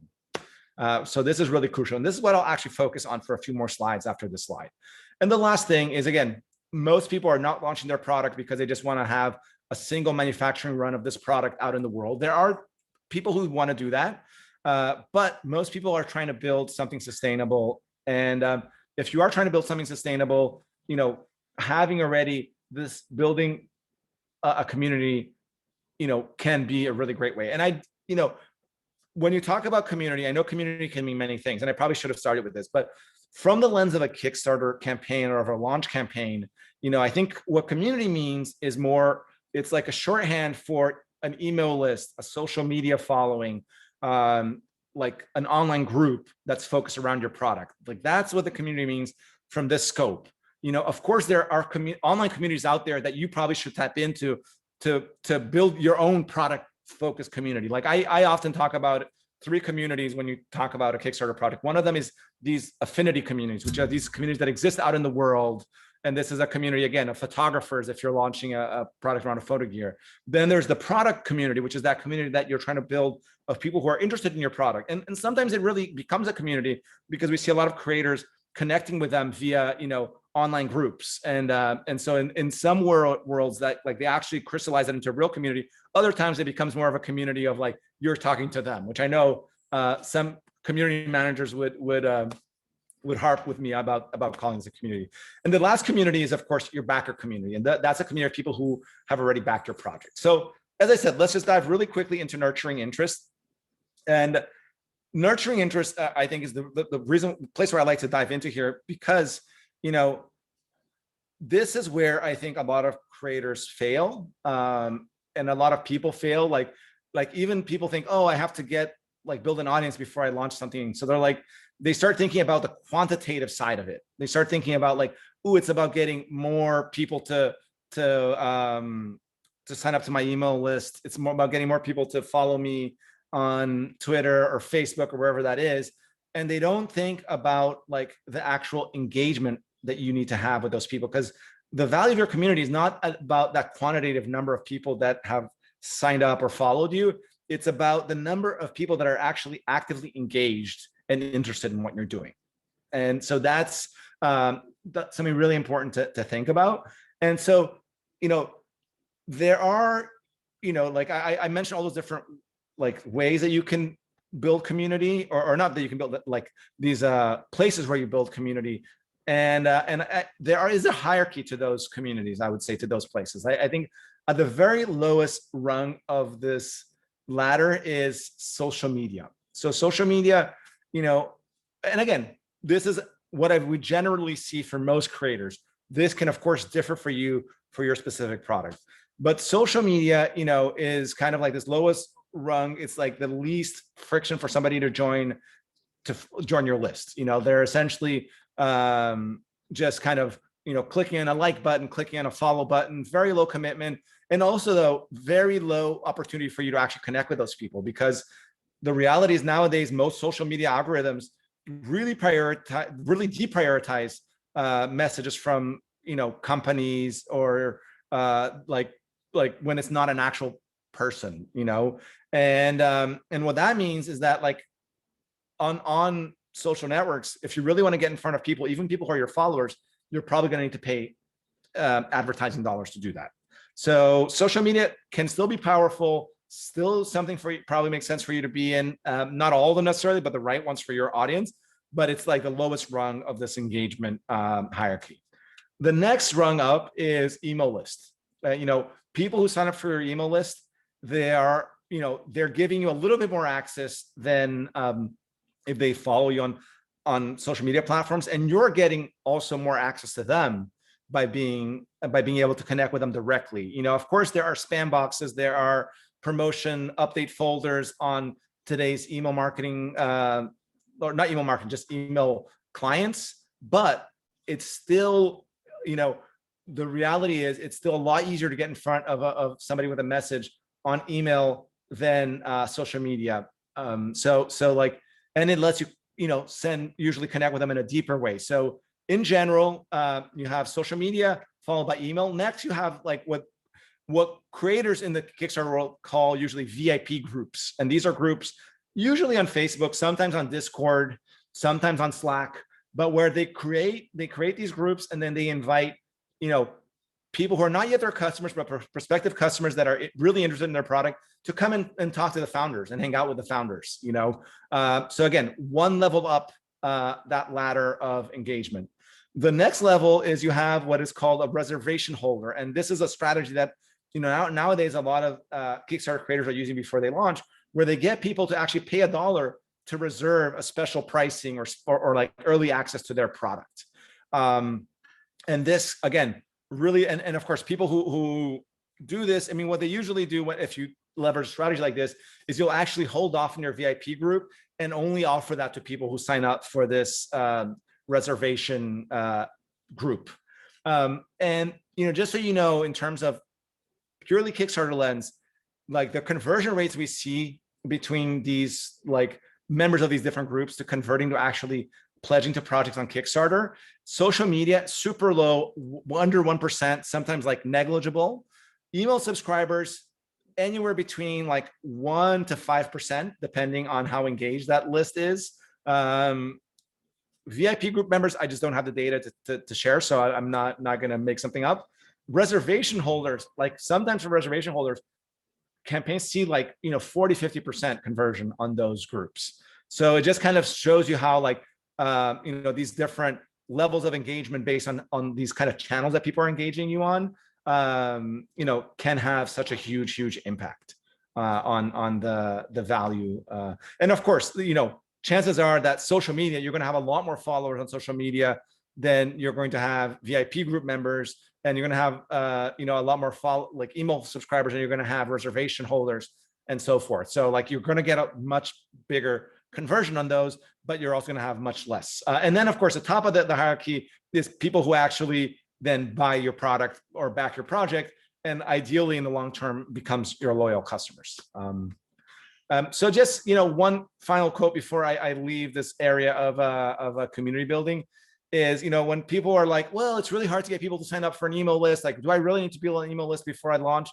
And it's like, if you can't get somebody to sign up for an email list because they're interested in your product, especially thinking from the lens of Kickstarter, like they're not going to get that, they're not going to buy that product and get it right away. So if they're not interested enough to give you an email to learn more about it, why do you think they're going to be willing to give you money to get this product, many months from now? So I think that this quote doesn't hold, as true for all type of product launch approaches you take, but definitely for crowdfunding, it's really, crucial to consider that. Like if you're not being able to talk to people in a compelling enough way that they're willing to send you, give you their email address to connect with them, then you're not going to be able to get them to launch, to back your project. And so it's either an issue with the product market fit, or it's an issue with your marketing messaging that you're not able to seduce them to take this, pretty small action. All right, let's talk now about story. Just want to give is everybody still there? Everybody still awake? I know I'm doing a lot of talking here, so okay, great. I'm glad I got a few thumbs up. So I think that means people are awake. All right, let's go on to story. So as I quickly mentioned earlier about the importance of story. So, the reality is to launch a product, and I would say definitely on Kickstarter, but probably most ways to launch a product online, this applies, which is that you need to weave such a compelling story that our people are going to be willing to give you money before they're able to try the product and before their product is ready to ship. So like that, it means your story has to do really heavy lifting. So one of the really important things with storytelling, and of course, I'm just giving the 20,000, like, I guess before I was giving the 20,000 foot view on the forest. Now, when I'm looking at the trees, I'm actually giving you the 10,000 foot view still. It's still pretty high level. But one of the core things about story is you really do need to connect. And it's one of the powers that story provides you, is to connect with people on an emotional and rational level. And let me take you through an example to kind of bring to light what I mean here.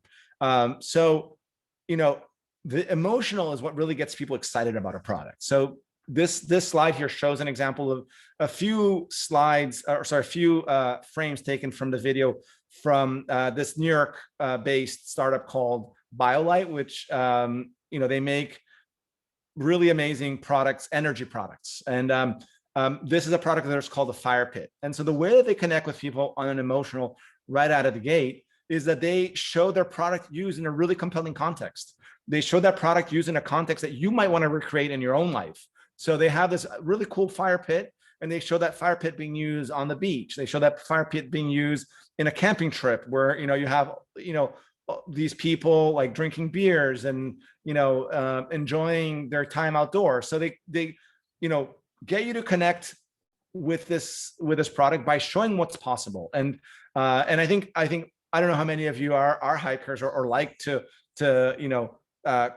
start fires, like bonfires, like small fires, like it can be really hard, and so part of the sales of this product is that this product makes these really awesome fires, and it does it in a way that makes it really easy. And so they're selling on the promise of like this emotional possibility of what you can bring into your life, this experience that you can bring into your life.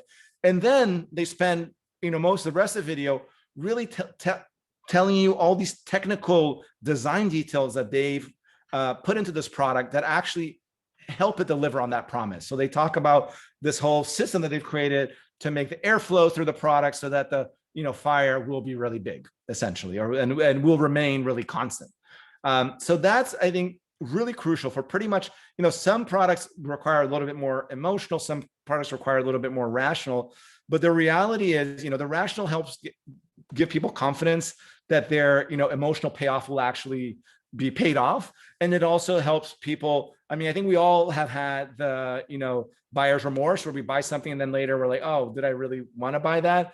And it helps you have that cost benefit analysis that helps you feel more confident about actually pledging to that product or buying that product. So really crucial for you to as you're thinking about your story, think about those two aspects. If you can only think of one aspect, then chances are you're either going to get people excited, but they won't follow through, or you just won't get people excited to begin with. And then even if you do this amazing job of showing how your product can technically deliver on something, people are just not going to be excited enough about it to even probably read that technical description or that technical payoff. So again, just now looking at the lens of crowdfunding specifically, your story in the crowdfunding world comes to life in three core ways. In your project video, which is super crucial, that's the hook. Not everybody reads the project video or watch the project video, but the vast majority of people do. Your project page is where you can dive deeper into your story, and then project updates. Of course, you also need to think about storytelling beyond your crowdfunding page. If you're building an email list beforehand, as if you've paid attention to what I've said, you of course will be doing, that you need to tell your story in your project page. You need to tell your story in your email communications or in your like social media feeds and so on and so forth. But when you're getting ready to launch, these are going to be your tools: your project video, your project page, and your project updates, and where this is really going to come to life. So what's really crucial storytelling thing to consider is like your video and images. There's that saying that we're all tired of hearing, and a photo's worth 1,000 words, or an image is worth 1,000 words. Like, this is so true when you're launching a product, and when people haven't been able, I think in general, but like bringing that product to life really compellingly through images and videos is such a core part of your story. Like I'm somebody who actually, I've backed 2,500 projects. I'm really into new gadgets and new products and so forth. But like for me, and I am one of the people who actually likes reading the text, but that's only a secondary. Like if the images are not compelling to me, if I'm not compelled by the images and video, I won't actually read the text, so like the images and text are, the images and videos are so crucial. And the one thing, if you are ever considering launching a product on a crowdfunding platform, the most amazing thing that you can tap into is there's the wisdom of the crowds. There's 43,000 just design products that have been launched on Kickstarter. And you can go and look at every single one of these. You can look at their entire project page, their video, and, so you can do this amazing research, really see how other people launch their products that are in the same categories as yours. You can see, like, and it's a great way for you to learn, like you don't have to be the most amazing storyteller. You can actually do a crash course in like Kickstarter storytelling just by carving out a few days and spending a lot of time on the site, and really kind of diving in. And the technology category has a similar number of products. So you're talking about, and about 40%, I think about 17,000 of the design projects were successful. Probably a similar number in tech. So you're talking like just like over 25,000 successful projects that you can look at and research. And I always say, if you do that, don't just look, of course, focus on projects that are competitive or in the same market as yours, but don't just focus on that, because you can always get amazing inspiration from other creators who have launched products in other categories. So really, really important to do that research. So now let's talk briefly about online ads. So there are three reasons that people really leverage online ads, and where online ads can have a huge impact. Mostly people think of just like, oh, I'm going to use online ads while my campaign is live to try to drive pledges. but that's a really limited focus. Like if you are going to use online advertising, you should expand that focus a little bit wider, because online ads can be a great way to find people even before you launch. So, when you're building that list, when you're just trying to even like test your messaging about with your target audience, which is the second thing, like online ads can be really great. And then of course, online ads most commonly is known in the world of launches for actually driving sales once a product is launched on crowdfunding or through other means. But let's focus a little bit, on finding people and testing messages. That's just because that's the area where I think people use online ads less. The reality is, if you plan to launch a campaign and you're planning to use ads, like if you are going to do that, doing it starting early and not like thinking about this from a Kickstarter lens specifically, one of the extra reasons why it's so important and valuable is because you can actually, like when you're doing online ads before you go on Kickstarter, you can have access to a lot of tools like retargeting, Facebook pixels that you can have once you're on Kickstarter. So, if you are going to use it as a tool, using it early, even from like, it's not even just about the people who you put on your email list that it's helping you find people, but it's actually helping you learn how to target the right people. So yes, you have then these people on your email list, but you also in that process tested targeting your product and your message to a bunch of different audiences on Facebook, on Google, wherever that might be. And so by the time that you launch, you've already learned a lot about how to find people on those platforms, and you might have even built audiences. You might have connected with enough people that you can build lookalike audiences and all these things that I'm not going to get into the details of describing how to do, but it's just there is this really like high level of benefit you can get using it before you launch if you are planning to use it for your launch. And I think nowadays, if you are launching a Kickstarter and you're trying to raise more than a $10,000-$20,000, the reality is you probably want to dip your foot into online advertising. Even if you're trying to raise 50,000 or so, that's already at a range that you would want to dip your foot in. Online advertising is a super powerful tool, which is good and bad. I like to say, it's like a water jet cutter that's like lets you make this beautiful, really like amazing things that you wouldn't be able to make otherwise. But it's also something that you can get really, really injured if you use it incorrectly. And on crowdfunding, getting really, really injured, what that means is that if you don't understand your margins and you use online advertising and you're paying more than you can actually support to drive pledges, then you're putting yourself in a situation where the more backers that are coming in, the more money you're losing, which again, not a situation that you want to be in. Really quick, earned media. That's a really quick section. Then we'll get into we all have like 10 minutes, I think, for our exercise. The two main reasons why earned media can have an impact on a launch is generate buzz and provide social proof. Those are two really, really important things, or can not important, really valuable things.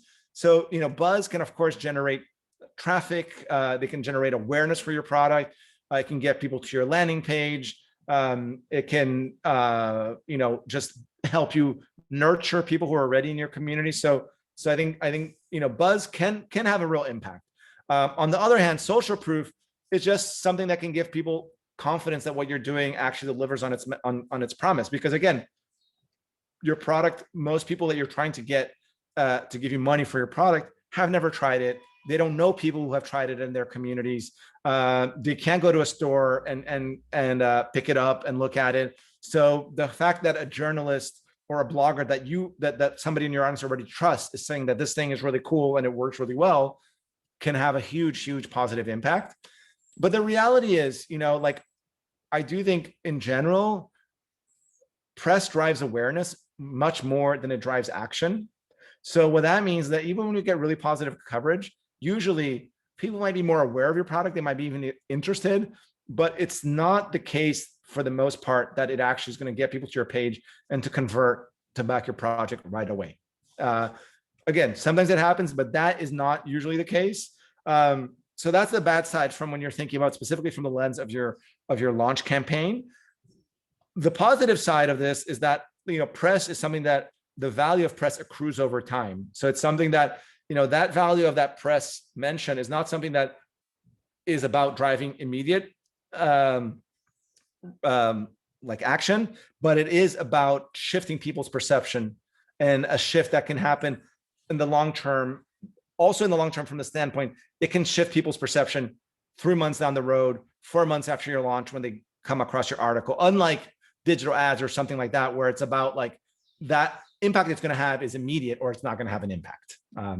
So yeah, and I think, press, like the benefit of press, like these notions of like the fact that it's created by people who are independent, it's not purchased, it's come from trusted sources, also means that it's really unpredictable. It's like you can talk to a journalist, have a great conversation, show a demo, think things are great, you're excited that they're actually going to cover what you're doing, but then the piece comes out and the piece is actually says that your product is not that great, it's not underwhelming, or and with press you just never know how that's going to come out until it actually comes out.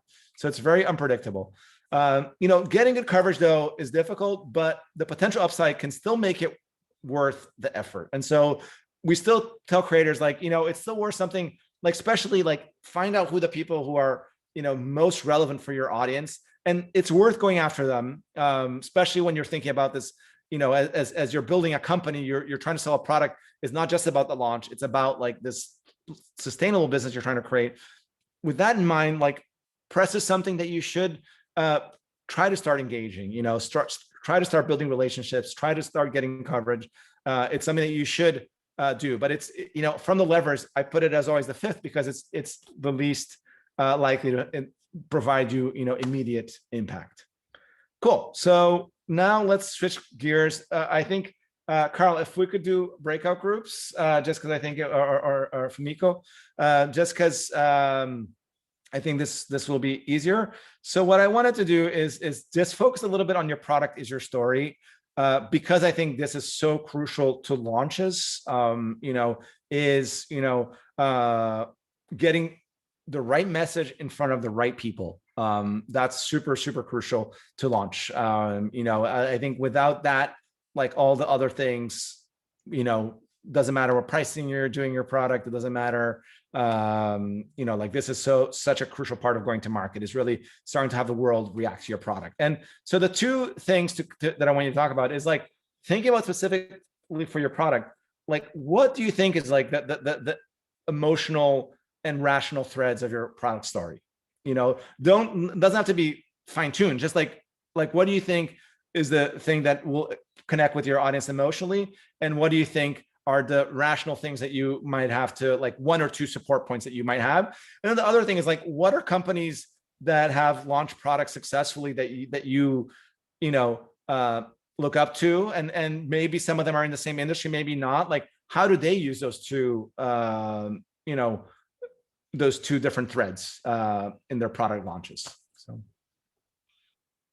real quick, since this presentation is like fantastic, like we can obviously go, it's not like a hard stop at 2 o'clock, of course. So I don't want you to feel rushed or anything. And we built that in some leeway. Great. And we, of course, we started like 5 minutes or so late. And then the other thing is, these are such great prompts, these 2 questions, especially like the first one. James and I are always saying, immediately capture the emotion. And James, you remember from Tayo, the winner of the last pitch competition we had was about a sustainable clothing line. And so her first image was this heap of like wasted clothes, that was like a landfill. And it was that like visceral image of, look at all of this waste, and so it invoked this like feeling of like, oh my God. And then it went from that feeling to now there's hope. Right. So it's something like how can you emotionally engage from the beginning with your product so people can be like, here's the problem. And people can be like, oh my God, that problem. And then here's the solution.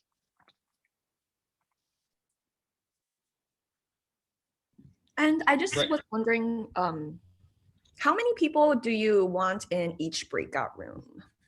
I think probably, 4 or 5 in each breakout room, just because otherwise it will take too long for everyone to share. I think that's, I don't know if experience you guys had with other breakout rooms that what has worked best, but I think that's probably the number that sounds good. Awesome. So I'm creating it right now Great. and opening all rooms.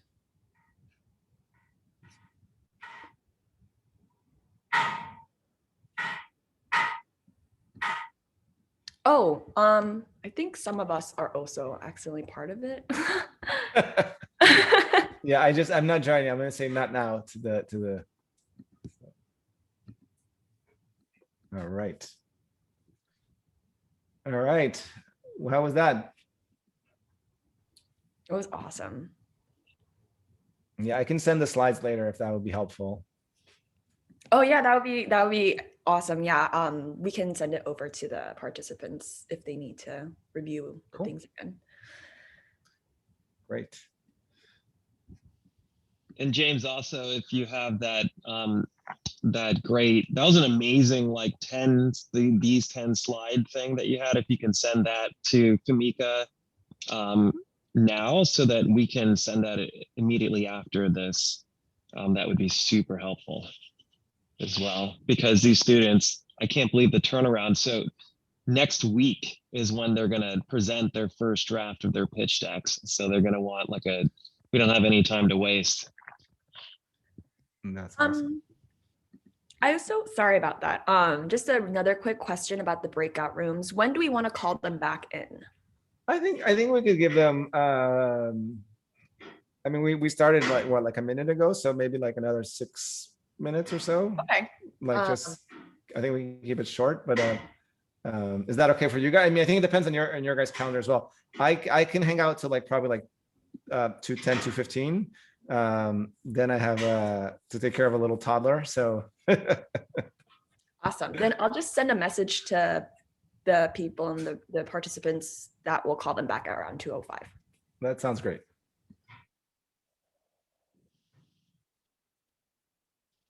That works okay for you, James? You're on mute. Yeah, it's good.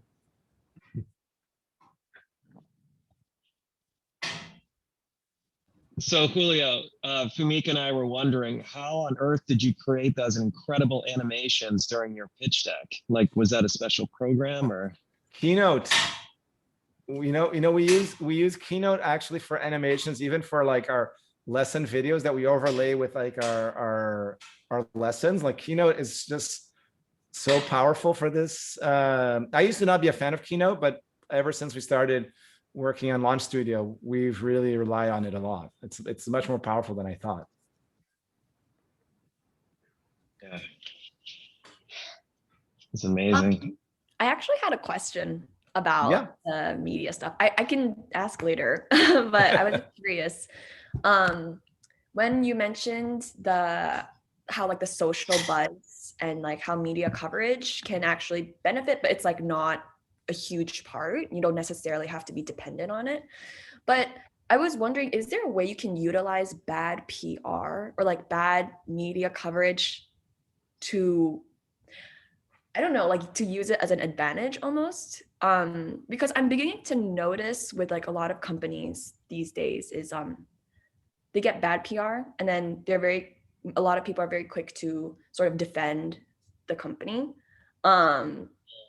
Yeah, I mean, I think there is some of that you can do. I think there's a few factors that I think that play into that. I think one, like with any kind of bad response, one, I think when you see often like when somebody gets bad PR and a lot of people chime in, those are people that already have some kind of a following, and already have some support. So I think if you have already a lot of support and you like, then bad PR can actually rally the troops, for lack of a better word. But when you're I think starting really fresh, that you don't have that, I think it's a little tougher to switch that. But I think the same way the way you deal with community, I think you can deal with PR. And again, I'm not a PR expert. That's not like my but is responding to it in a like forthright way. At least I'm more accustomed to this in a community setting where like you have community. Of course, trolls is one thing, but you just have community members with like fair criticisms of a product, fair criticism of, and when I see, you know, creators engaging with those community members in a way of like, I'm going to listen to them, you know, and kind of engage them in a real conversation, like that works best. With press is a little harder because press is like, they put this big thing out there and you can even try to engage with that press person. I mean, maybe you could try to do it through Twitter or something, but your megaphone, they have a megaphone and you have kind of like this, like you're just kind of screaming, you know, or you're just kind of talking. So it is a little bit tougher. I think it really depends also though on what press, like, because I think that also gets to like, sometimes press don't really get a product. And in that case, you know, a bad press review doesn't necessarily like you can possibly spin that into like something, a way to highlight like the essence of your product that they might have missed. You know, but I haven't seen that happen too many times, only because I haven't seen press play such a huge role on Kickstarter projects, on launches on Kickstarter, you know, in the recent past, and the ones that they've done it very positively. Like I think in general, the reality is, you know, most times press, if they don't like a product, they just won't cover it, you know, unless it's because it's only newsworthy if that product is already coming from somebody who makes that product newsworthy. If it's like you try something, they don't think it's really interesting, like unless they have a snarky reason to respond to it, they just will ignore it, is the reality. Got it. At least that's from my experience. You know, again, I will caveat that, you know, I'm not the press expert. We have actually one of our instructors has a PR communications company who did that part of our coursework. But that's just what I've seen. Gotcha. Oh, yeah, I guess I was curious about that because I'm currently doing like this analysis on Duolingo, and their little owl bird became a meme because there was this like article, I don't know where I read it. If I find it, I'll send it. But basically they were like, wow, Duolingo is so annoying because their push notifications are like really extensive. And then so from there, I feel like Duolingo took that negativity and then made their owl logo seem so like aggressive. So that's why I was like, oh, it's interesting to see how like maybe it could be some sort of advantage. but it's interesting because that, I mean, could it be also that like Duolingo maybe sees that aggressiveness as one of the things that actually keeps you on track for learning a language, you know? And I don't know if that's the case, but if that were the case, you know, then like that could be a situation where that that negativity that they're getting is actually something that they are trying to position or really think is like a positive, you know, is one of the things that lets them deliver on this promise of helping you learn another language. Just theorizing here. I don't know if that makes sense. Yeah, it's really interesting. I don't know. Yeah, I definitely like, this is an avenue I want to like research a little more and explore. Yeah, I mean, I would love to hear what you find out, because it is and again, and I think Duolingo is already, I mean, it's not a how big is Duolingo? What size of a company is it? They have 300 million users now worldwide. Yeah, yeah. So they're like pretty big. I think the biggest like language app. That makes sense. Yeah. Yeah, 'cause I think at that scale, I think there's more of this one, both negative press, because press, like there's reason for them to write about you if you're already, you know, such a large company. Because then you screwing up is something newsworthy versus a startup that nobody's heard about screwing up. Then it's kind of like, oh, it's just some other unknown startup. Yeah. Much to think about. Yeah. Thank you so much for this discussion. Okay, I'm going to close the rooms. All right, sounds good. And people should be coming back in soon.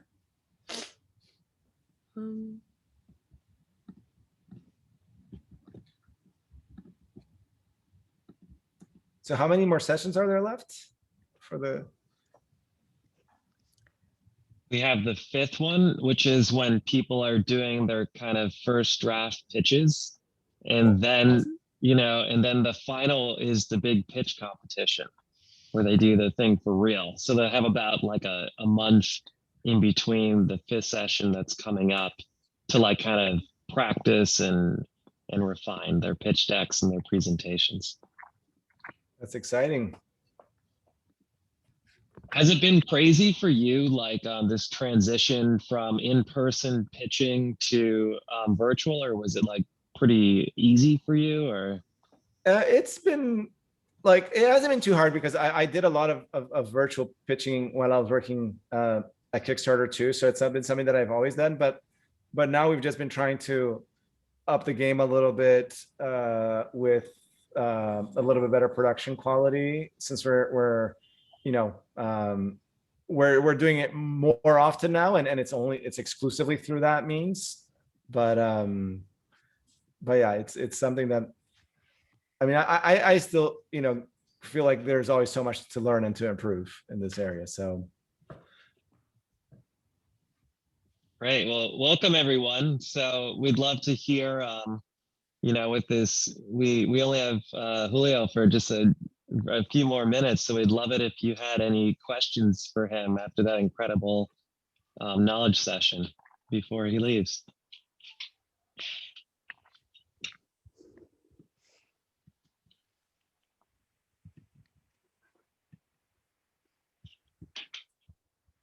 Well, it's a very small sort of silly question, but so my project has to do with sustainable food kits, and the material I'm trying to use is leftover glass bottles or something like that, and repurpose that, basically upcycling. And sometimes I feel to make that emotional connect, like, do I need imagery that's more sort of local, or like landfills of like glass bottles just like piling up? Like, is that way too much for a product that's so small? Like, yeah, I mean, it's interesting. I mean, because I think I would like, I would stay away from being too much of like that, just like piles of I think that's part of the story, but I of just leading with the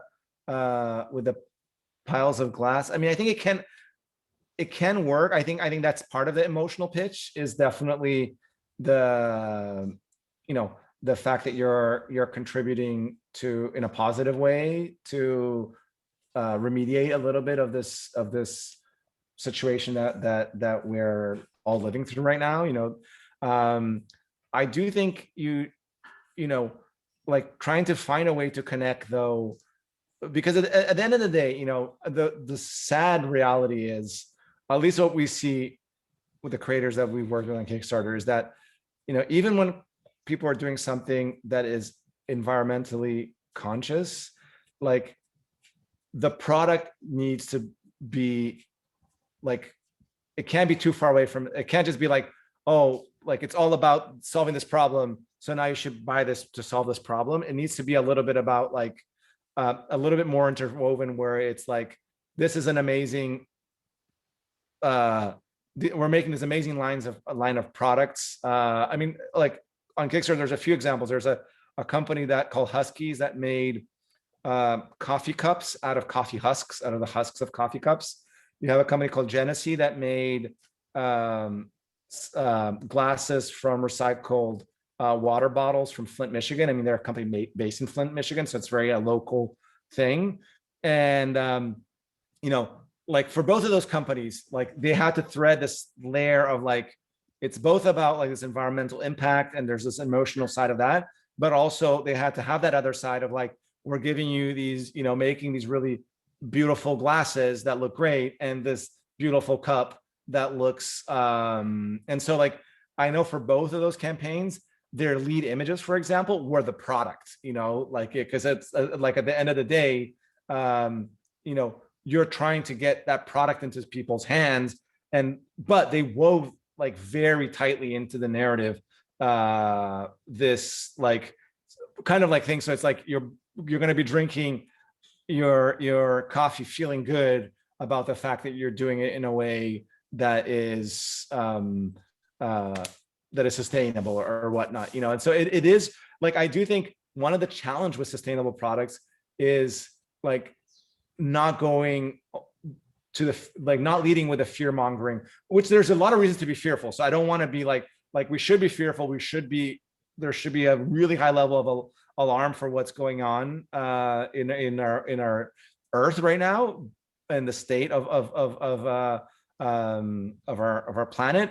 But you know, when it comes to selling, like, you know, and launching a product, like the reality is like that's just not a differentiated way to launch as well. You know, like there's so many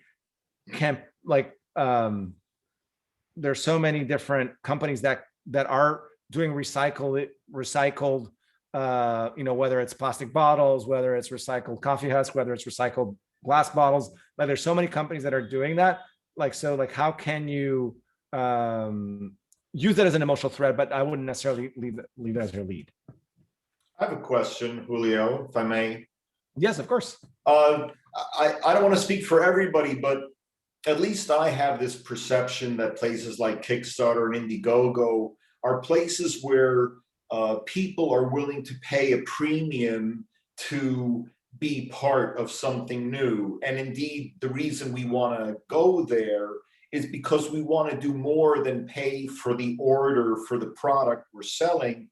We want to make money to fund the growing of our business. So is there a formula or a factor or a way, if we're selling a product that might otherwise be deemed a commodity or priced at a particular level, is there a Kickstarter factor that we can multiply it by so that we have that money to put back into the company?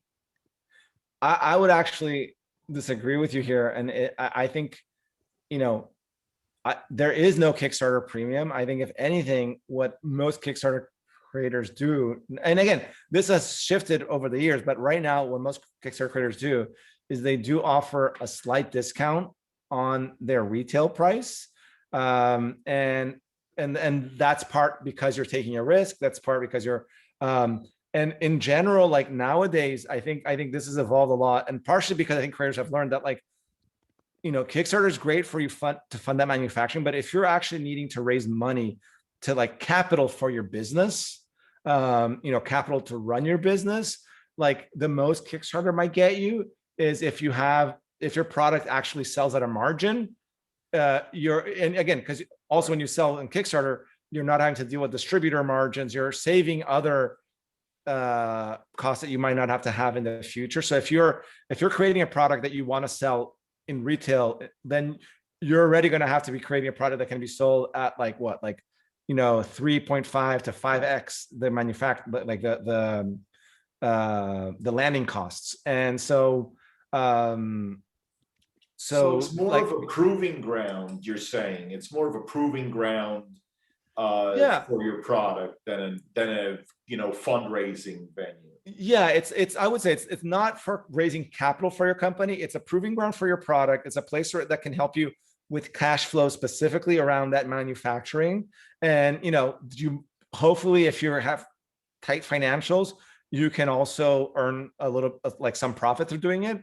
And you're connecting with your first customers. You know, and I can't stress enough how like the most value that I see creators who have been really successful on Kickstarter, like Peak Design, which is the most successful creator on Kickstarter from a product perspective. They, you know, like the value they get from Kickstarter is not so much like the money, of course, matters to them. It helps them, like they've created a business model where they pre-fund their manufacturing through Kickstarter, but they build relationships with their customers. And that's why they keep on coming back to Kickstarter, is because they've built like already kind of this community of people who are really passionate about the work that they do, the products that they create. And they build this community, you know, and I really say community more than just customers, because these are people who they communicate with in more than like a way that if you're just buying through a standard e-commerce sale, where it's like a few transactional emails and then you get a product, you know. And so like the value of engaging with your first customers and hopefully being able to not only deliver them a product that they like, but having deliver them an experience until they get to that product that's compelling, that is really, the most valuable thing that you can get that can actually have a sustainable impact on your business. That's perfect. Thank you so much. Much like this was so helpful and so insightful. I appreciate your time, and I know you have a child. Yes, I do. I have to run home. Really appreciate it. It's been my pleasure, and thanks everybody for listening in, and yeah, and Carl and Famika, we'll be in touch. Let me know how else I can help the community here. All right, bye everyone. Thank you. Bye, Julio. Thank you.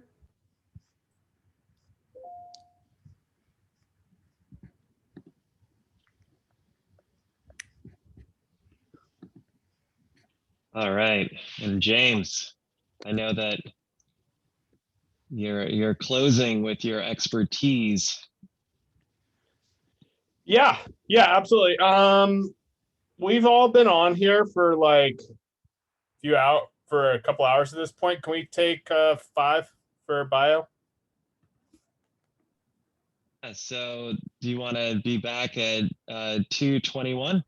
Yep, sounds great. 2:21. You can just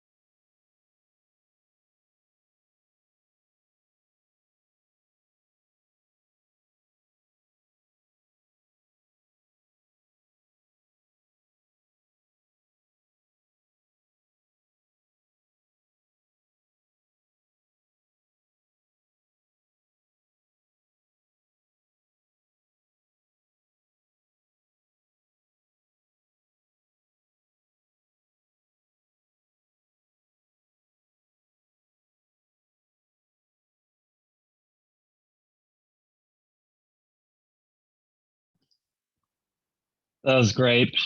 Definitely needed that 5-minute break. That's what, yeah, man. Like, you need breaks. Got to take breaks. It's not enough to just, take like a 1 minute to get water or whatever. Like, I think that was nice to just have a solid 5. So thank you for that. Yeah, I'm not here to sacrifice my soul for this. It's not why I'm here. I'm here,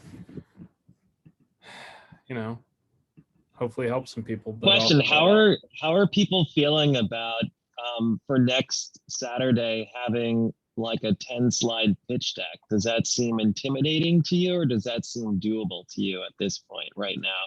If we give you the slide deck and we're available, and again, it's just a first kind of run through of it next week, and then you have the time after that all the way to the pitch, which is April 10th, I believe. To like go over stuff with us, and we're there for you. Like, how do you feel? I just want to check in with everyone. Does it feel doable?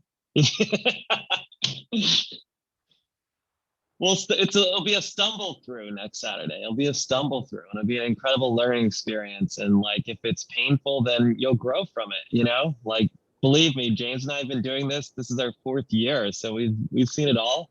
The only way you could lose is by not trying, by just being like, oh, I can't do it, James, what do you think? yeah, I mean, look, the worst you're gonna do is fail, and that's not that bad. Honestly, like, it's like, what is the worst thing that's gonna happen by standing up I guess sitting down and pitching to the whole class? Or pitching the group about your business. Like, what's the literal worst thing that'll happen? Nothing. Like, at the end of the day, this is about practicing. It's about throwing everything against the wall, seeing what sticks. And honestly, failure isn't that bad. I'm just gonna be honest. I think you get up there. If something doesn't make sense, we'll just say, great job on these slides. This one slide, let's tweak it. And then you'll present for the pitch, and you'll have that on your resume. You'll have that experience. And so, you've already done the hard part. Now it's just a matter of like actually, going for it. So that's awesome. Also, to add some context here, it's like, for me, I've been a part of 7 failed businesses.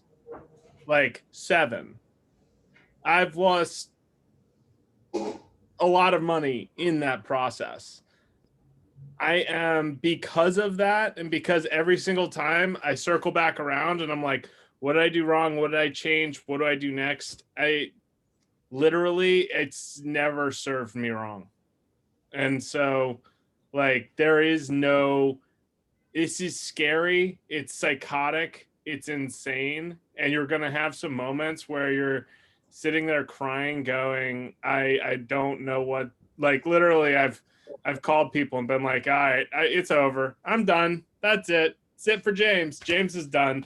And then the next week I'm calling and be like, I'm an idiot. It's all great. Everything's great. And I've never been happier in my life. And sometimes those moments happen like 1 second and then the next second. It's all, so yeah. Stand up, get excited. It'll be fun. Worst case scenario.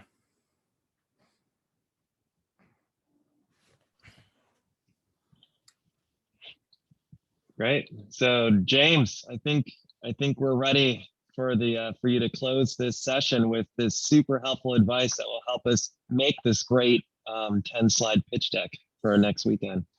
Yeah, we're not going to be focused on the pitch deck this next part.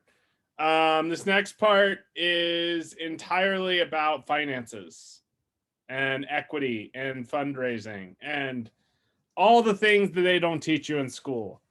And so, first off, I love the last presentation. I do very, very, very much want to caution everyone here from leaning on online advertising.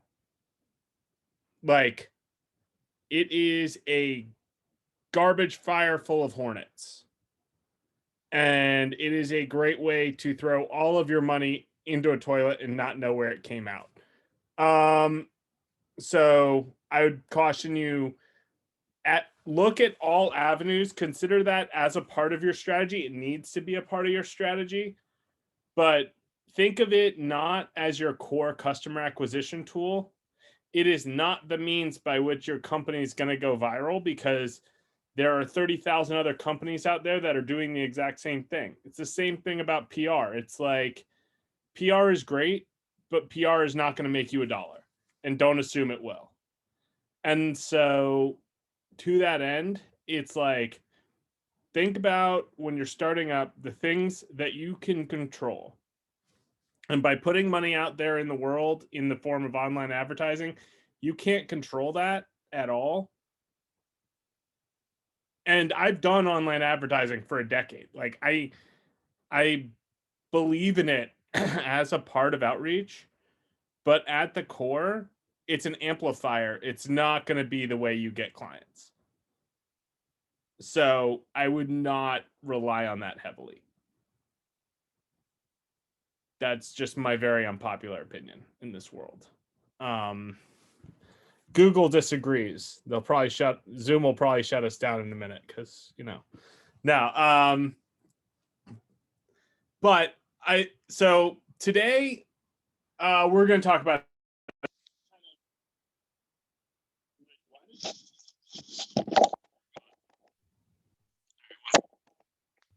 James, I think your mic might be a little. Yeah, my mic switched to my Oh, okay. AirPods. Yeah, when my AirPod case was closed, and I don't know why.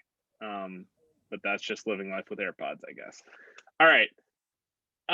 So right now we're going to talk about the different means of funding.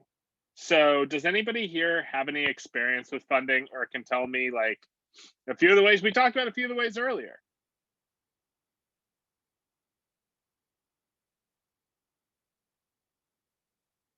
Good participation today, everybody. I feel like this has been really akin to speaking to a wall more than anything else. So it's good. I appreciate it. Someone say something. Can you repeat the question, James? Tell me tell me some of the ways you can raise money for your business to get it started. Oh, we just learned you can raise it on Kickstarter. Yep. Crowdfunding. It's definitely a way. Angel investment. Yep. Never fall off on the rich people who will give money for your business, to grow your business. Friends and family. Yep. Friends and family's huge. For those that have the ability to raise that, it's amazing. Loan? Yes. Bank loans, SBA loans, grants. There are lots of different avenues in that way. VCs, venture capitalists. Yep. Institutional investors, they are the scariest of all, but they are also the biggest checkbooks that you will find. Anybody else want to take a stab at something? Revenue? Revenue is the best. Revenue is the best way to fund your business. If you can fund your business through revenue, also known as bootstrapping, you are in a great spot. So recapping some of the businesses I personally have worked with and for. So one of the most successful people I have ever met was a serial bootstrapper. So he, in his college dorm room, founded collegehumor.com. And they needed a way to post videos on the internet. This was 1998, so it didn't really exist. So they founded Vimeo. They created Vimeo. They needed a way to make money, and they didn't want to have to go raise money. So they created Busted Tees. And using those three things, they grew it until 2006 when they sold it to IAC. IAC was like, oh, we're going to shepherd all three of these to great heights. And they screwed up all three of them horribly. But one that they screwed up first was Busted Tees. And so the founder, Josh Abramson, was just sitting there and he was like, you know, I bet they're going to screw up one of these. So he sat there and waited. In the meantime, founding a few other companies, but waited until IAC screwed up Busted Tees, bought it back for like $6 million. Then fast forward to 2019 when we sold the company for $58 million as T Public. And just constantly adapting. All of that was done by bootstrapping. So started out building revenue from day one using the only means he had available, which was a screen printer and some oversized t-shirts they got from their college. So never underestimate the value of bootstrapping. Another company I work for, MakerBot, did the same thing, but they did it through crowdfunding, where our founder created the first prototype. They finally got it to work. With his last $1,000, he flew to South by Southwest, couldn't afford a ticket to get inside, so went to all the bars around town and started printing shot glasses. Took people's cards and emails while he was there. When he got home, started a crowdfunding page. At the time, it wasn't really Kickstarter. Ended up selling out, made 15 of them, sold out, made another 15, sold out of those, at which point they were like, maybe we should do this for real. Made another 100, sold out of those. All of this happened within a month. Went out, raised money, and grew to the point where 3 years later, they sold for $400 million. Now, a company that I was with that failed started up, raised institutional capital immediately, had the best VCs, Union Square Ventures, all the best VCs that existed. They had the best team. They were hiring the top of the top people. They were hiring software engineers for $195,000 a year. For a junior software engineer, they were out hiring Google, everything like that. Never focused on revenue, so never made revenue. Ended up blowing through all their money before they could make ends meet, and had to let go of 120 of 170 of their people and have yet to recover. I'm obviously not going to say their name. Like, there are examples across the board of people who've done really well and people who've failed at every single thing. For every Google or Facebook that crushed it using institutional capital, there are 1,000 people who got rolled over by institutional capital. So don't think of any single thing as being the right thing to do. Everything changes depending on your business. Like, if you can find a way to get money, get money. If you can make revenue first, make revenue first. But there's always an inflection point in every business. And how many people here have heard of hypergrowth? So, yeah, hypergrowth is the point. It's an inflection point that every business hits, which is you're popular enough where people know who you are, and you're starting to get natural press, i.e., everyone's starting to talk about your business more and more. Like, you remember Kickstarter a few years ago when everyone was talking about it all the time? And they went into a hypergrowth phase where the network effect starts compounding on itself, and more people start talking about you. There are you see people handle that differently. Kickstarter, I think, handled it especially poorly, in that they didn't moderate their community. And so they ended up with a ton of failed projects that have to this day hindered their ability to scale. And so being cognizant of when that happens and not rushing to growth is also a very important aspect of this. But y'all are at like the early stages. So let's talk about what you need right now from your business. So every single person here should be thinking about raising capital a little differently. If you're founding a bike hangout in the Hudson Valley, it's a different thing than if you're making gloves. It's just is. And so to that end, it's thinking about different ways you can get access to capital. So for the bike hangout upstate New York, I'm sure there are grants. I'm sure there are SBA loans. It's a matter of research. If you're making gloves, it's figuring out where can you get revenue before you have to raise? Like, is there a way for you to do small orders and scale? If you're Bagasse, you're making toys, it's what can you do with prototypes? Is there an option to go to Toy Fair with your prototype, walk around and just like play with it as you're walking around? Like, what can you do to scale?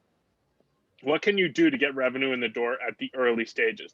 We were talking about this earlier with the app with the garbage, which is doing things that don't scale first. So thinking about that, let's start talking about the finances a little bit.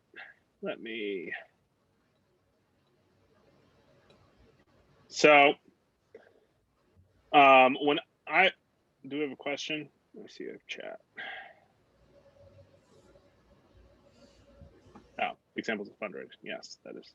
So for me, when I was thinking about my business, I put together this sheet. Y'all have seen my quick and dirty Excel sheets before. This is yet another one. Thinking about what am I doing from a data warehousing side? What am I doing from, this was a competitive analysis side. Like, what are these costs? What am I going to need to be able to test the market? Who do I need to have on my team? Like, what do I anticipate? Again, ads. But I had 20,000 marked for ads, 300,000 over 2 years marked for other marketing.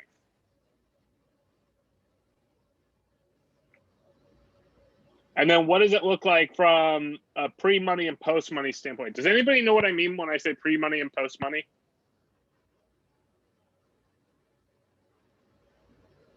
All right. No. Sweet. So let's say you're starting a company.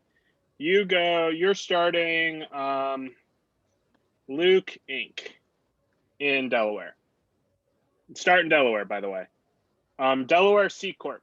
It's going to cost you $475 a year before you actually get started to have one. You're also going to have to do a foreign investment thing, which is another $275. But at the end of the day, it is the cheapest and best way to start a company and not have to. Their tax regulations are crazy and easy, and it makes it simple for investors and for you. From that standpoint, you can also do an LLC here in New York. Again, not a lawyer, just saying that's what most investors will recommend you do. So Luke Inc. just started up in Delaware, right? He's starting off with a standard allocation, which I don't know if this is the right number at all. Nope, that's wrong. Standard allocation of 10 million shares. So when you start your company is worth exactly nothing, right? And so Luke Inc. has 10, and this is whether you start an LLC, you start a C Corp, if you have an LLP or something else, LLP is also share based, but anything other than a sole proprietorship, you're going to have shares. So we're talking about this in terms of Luke Inc. here. So Luke Inc. starts out saying, okay, we have Carl, Luke, not Luke Inc. Luke, there's Luke and then Luke Inc. Luke is the CEO of Luke Inc. and Robert. So Carl, Luke, and Robert are sitting here and they're going, okay, starting out, we're gonna issue ourselves 1 million shares each, right? So each of you, still don't know if that's, let's just turn them all into numbers. Nope. Carl's getting all the money. All right. And again, actually, this is not money.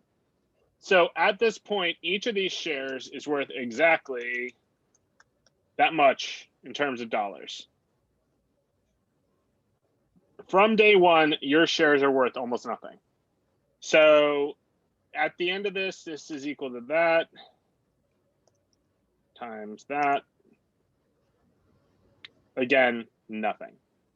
Now, Carl, Luke, Robert, you've got this company that's worth nothing at this point, but you're sitting here and all of a sudden you make $10,000 in revenue, right?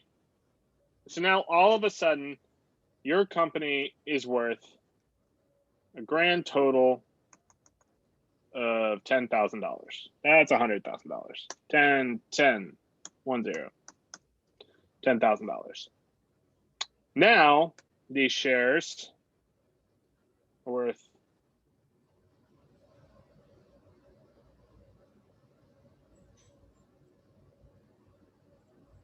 still a fractional penny, but we're almost to real money.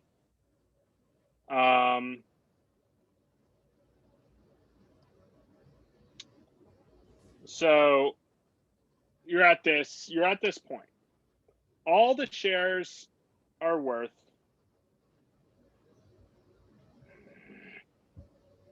that's wrong. 1 second. All these shares are basically worth 0.1 cents per. Whole company's worth $10,000. Now, Carl says, okay, we're actually going to say we're worth $1 million. Now, I think we're worth $1 million. That's way more money than that. This is what he's calling your pre-money evaluation. So this is what you think your company's worth. You come in, you say, okay, we're effectively worth 10 cents a share right now. And so you go talk to an investor. That investor says, you know what? I actually agree. And I want to take 25% of your company because I agree with you. So at that point, that investor is going to come in, say 25% of your company.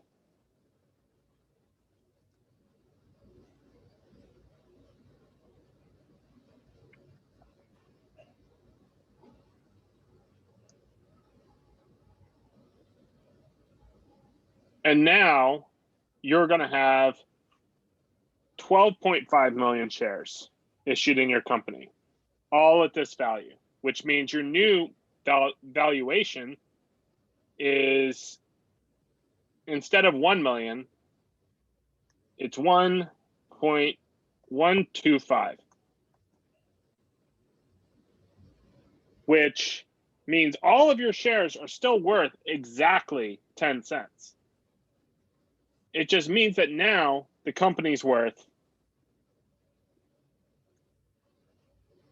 1.25 what it was just now. So the $1 million that you said it was worth, plus the 2.5 or the $250,000 that VC came in, agreed, and took. Basically, the cash they gave you is added on to that $1 million, because you're saying Luke is going and saying, I believe I'm worth $1 million. VC says, yes, you are. I'm going to give you $250,000.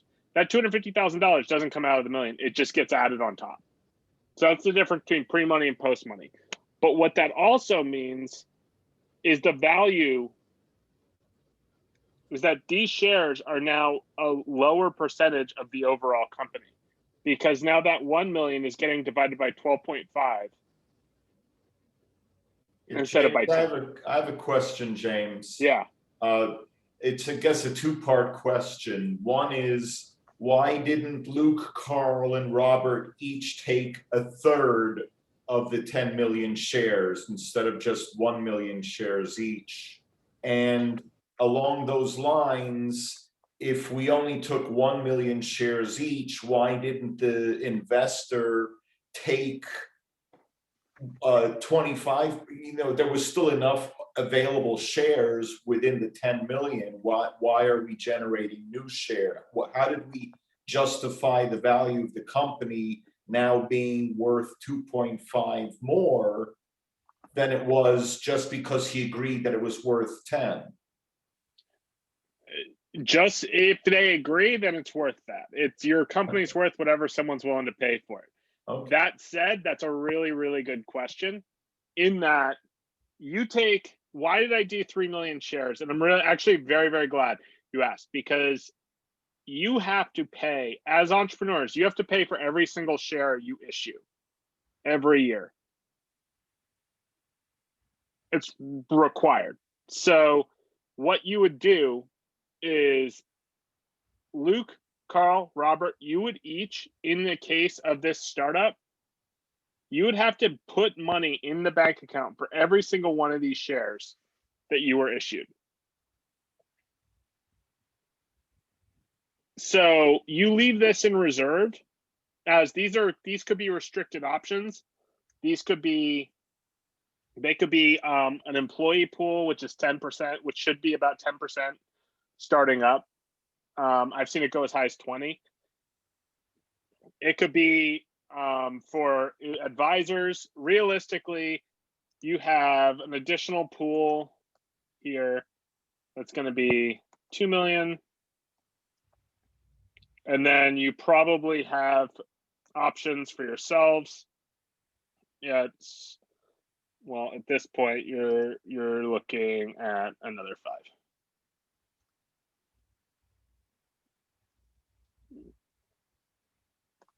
So they're still not vested. You're not vested until you get past your cliff. So I'm saying you issued these and gave yourself and issued options or issued restricted stock units. However you do it, that's up between you, your accountant, your lawyer, and your partners. Like, there are different ways to do this for every single business. I've seen businesses that did 40 million initial allocation. The partners took 40% of that between them. And then they've just been issuing the rest out as they grew. I've seen partners take 100% of it.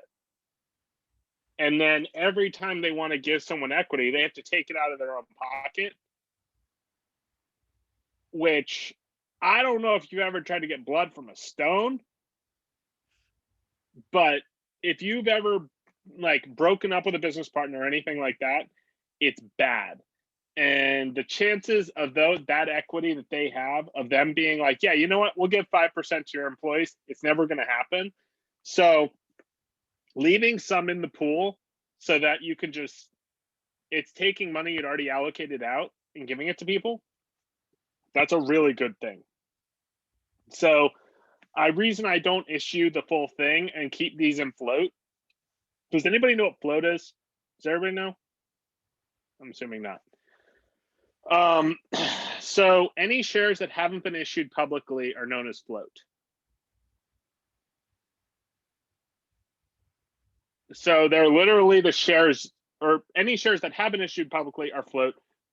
You have internal stock that is not, and that's kind of not counted as anything, but it's still a part of your company. Like, yeah. So the point is that Carl, Luke, and Robert still each own a third of the company. That is a separate discussion from the issuance of shares. Yeah. But they also you might agree that they don't, where it's like, if you were to say this 2 million, just put that 2 million in a box and say, this isn't anyone's until we issue it. Like, this is the company's until we issue it. And we as a board agree to issue it to people. That takes it out of the founder's hands. And it says, you know what? I can give these to whomever I want. And I actually really recommend that, because I've seen the other side go bad so many times, I don't even really want to think about it. Like, we had one company where the founders had to fly to China to hunt down their original co-founder to get him to sign a piece of paper to give him back their shares. Like, I've seen it go really horribly bad. And so it's something where it's like, you don't really want to end up playing that game with people. So what you see here is, at this point, I have 89%, in this example, pre-money, 89% afloat. Early employees are currently at 5%. But the reality is, that's the 10 million shares issued. This is me. I would be the only co-founder, so I have no problem giving out shares myself. This is me knowing I can control it. But if I had a partner, I would separate out that 10% immediately, because I also, as you see, there's another part where I'm like, just dilution, adding in dilution as I go down. CTO plus dilution. This is employee shares. James, at what stage does a startup have to get to start getting into like shareholding and this kind of stuff that you're talking about now? Literally day one. The day you found the company, you're going to have to figure out a strategy for this. Like, this is the first thing you do. When you meet with your business partners, you decide how you're going to handle all of this from day one, because it is the thing that will either break you or not. Money is dirty. Money. So James, sorry to interrupt. You have an economics background. What do a lot of these startups are like? Maybe designers, like a lot of these students, they don't have an economics background. What do a lot of people in that situation do to make sure that they don't get screwed in this stage, or they know what they're doing? Keep it simple. Like, honestly, this is complicated. So you start out with 10 million shares, again, with the typing out random numbers and not putting them into a number format again. Oh, I got that one right. That's cool. So you have 10 million shares. You have 3 founders. You know you're going to be pretty generous with equity, say 15%. So you go, okay.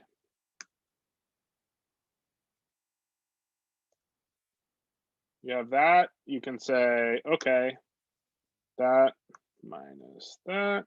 Put that in parentheses.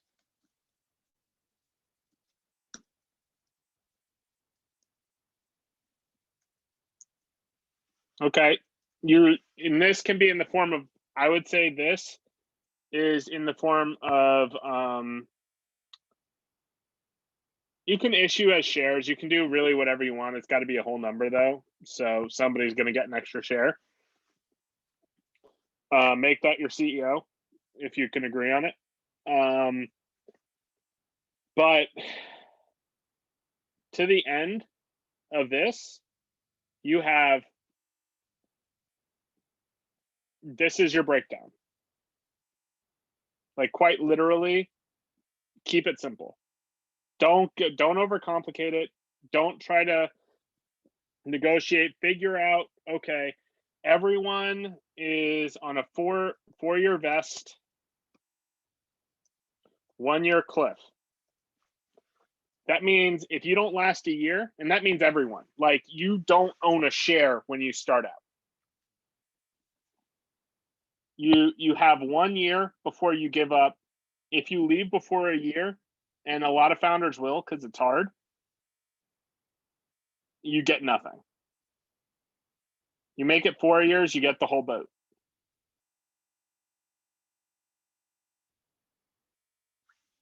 Like, just keep it super simple. Don't try That to makes overcomplicate sense it. why it's called a cliff and why it's called a vest. Like it's fully vested after 4 and it's like dropping off a cliff. It's like after, Yeah. Yep. Yeah. So that's fundraising. Oh my God, it's 2:56.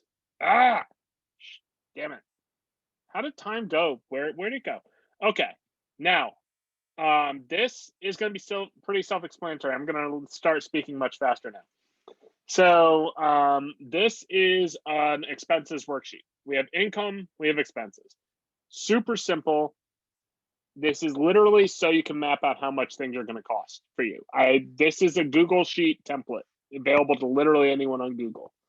So go in there, look up this template in Google Sheets. It's annual business budget template. Line item every single thing you think you might be paying for up front. Do research, figure out your costs. From there, you can start mapping out, okay, what is that going to look like monthly? What is that going to look like annually? Give yourselves 18 months of operating room, assuming that it's going to take you 6 months to block down capital if you need it. And you have about a year of run. And that's how much money you need to start to prove your business. You'll know within a year if it works or if it doesn't. And that's literally just line item out here and projecting out 18 months. If anyone needs help with this, I am happy to get on Zoom calls to go through this because I realize talked way too long about fundraising, not enough time spent on this. So to that end, it's all line itemed out here. Just follow travel's not going to be a thing right now, but maybe it is. Maybe it's you traveling via Lyft. Maybe you need to get around the city. Stuff like that. Account for that. Account for your time. So number one thing I would say is you are not a free resource. Like while you are free in that you're doing this for free, like if you don't account for your time, the moment it comes time to pay yourself, you're not going to be able to make ends meet. And just go through. If anyone wants to hop on a call, I'm happy to. From here, you should be able to figure out, and this is a rough number, what it would cost you to get started. No $50,000 couches, please. I've had that literally twice. It's too much. Not in businesses I've worked with, but from students that were pitching a business. And I just almost died when I saw it. Just want to make sure before we hit 3 o'clock that it's a quick turnaround. So next week will be a rough run through, and James, it's 4 minutes they have to present their pitches, or 3 minutes? 4? 4. So practice your 10 slides, a 4-minute pitch of your 10 slides for next Saturday. And if it's really rough and you're nervous and it's like there's slides you need to fix, that's perfectly fine. It's supposed to be rough. It's okay. We have a month to get it ready before you present it to the actual pitch judges. And so it's supposed to be rough. Just do your best to make your 10 slides and practice your 4-minute pitch. Does that make sense, everybody? You've made it this far. We're in the home stretch. We're very proud of you. James, any closing thoughts? Just do it. Everyone here, like you have the toolkit. You know largely what we need to do or what you need to do. So at this point, put it together, give it your best shot. We got 1 week, so I'm not going to be too technical about it. Put together your 10-slide pitch deck, follow the blueprints, take your best guess at costs, at revenue, all of those things. And what we can do after that, we'll refine it, fix it, and get it ready for the final. Awesome. All right, everyone. And also by doing the pitch, you made it. By doing the pitch in April 10th, you'll then be part of the alumni team. And we're thinking of getting, since this is our 4th year of like alumni from the program and really starting a community to support each other with all of your entrepreneurial projects and stuff. So it's a really exciting program. Psyched that you made it this far, and we'll see you next Saturday where you get to present. All right. Thanks, everyone. Thank you. And we'll give you an email with the presenters' contact and also the slide decks so that you can have that example of how to make your 10 slides. Okay, great. Perfect. All right. Bye, everyone. Thank you. Bye. Thank you. Bye. Let's see.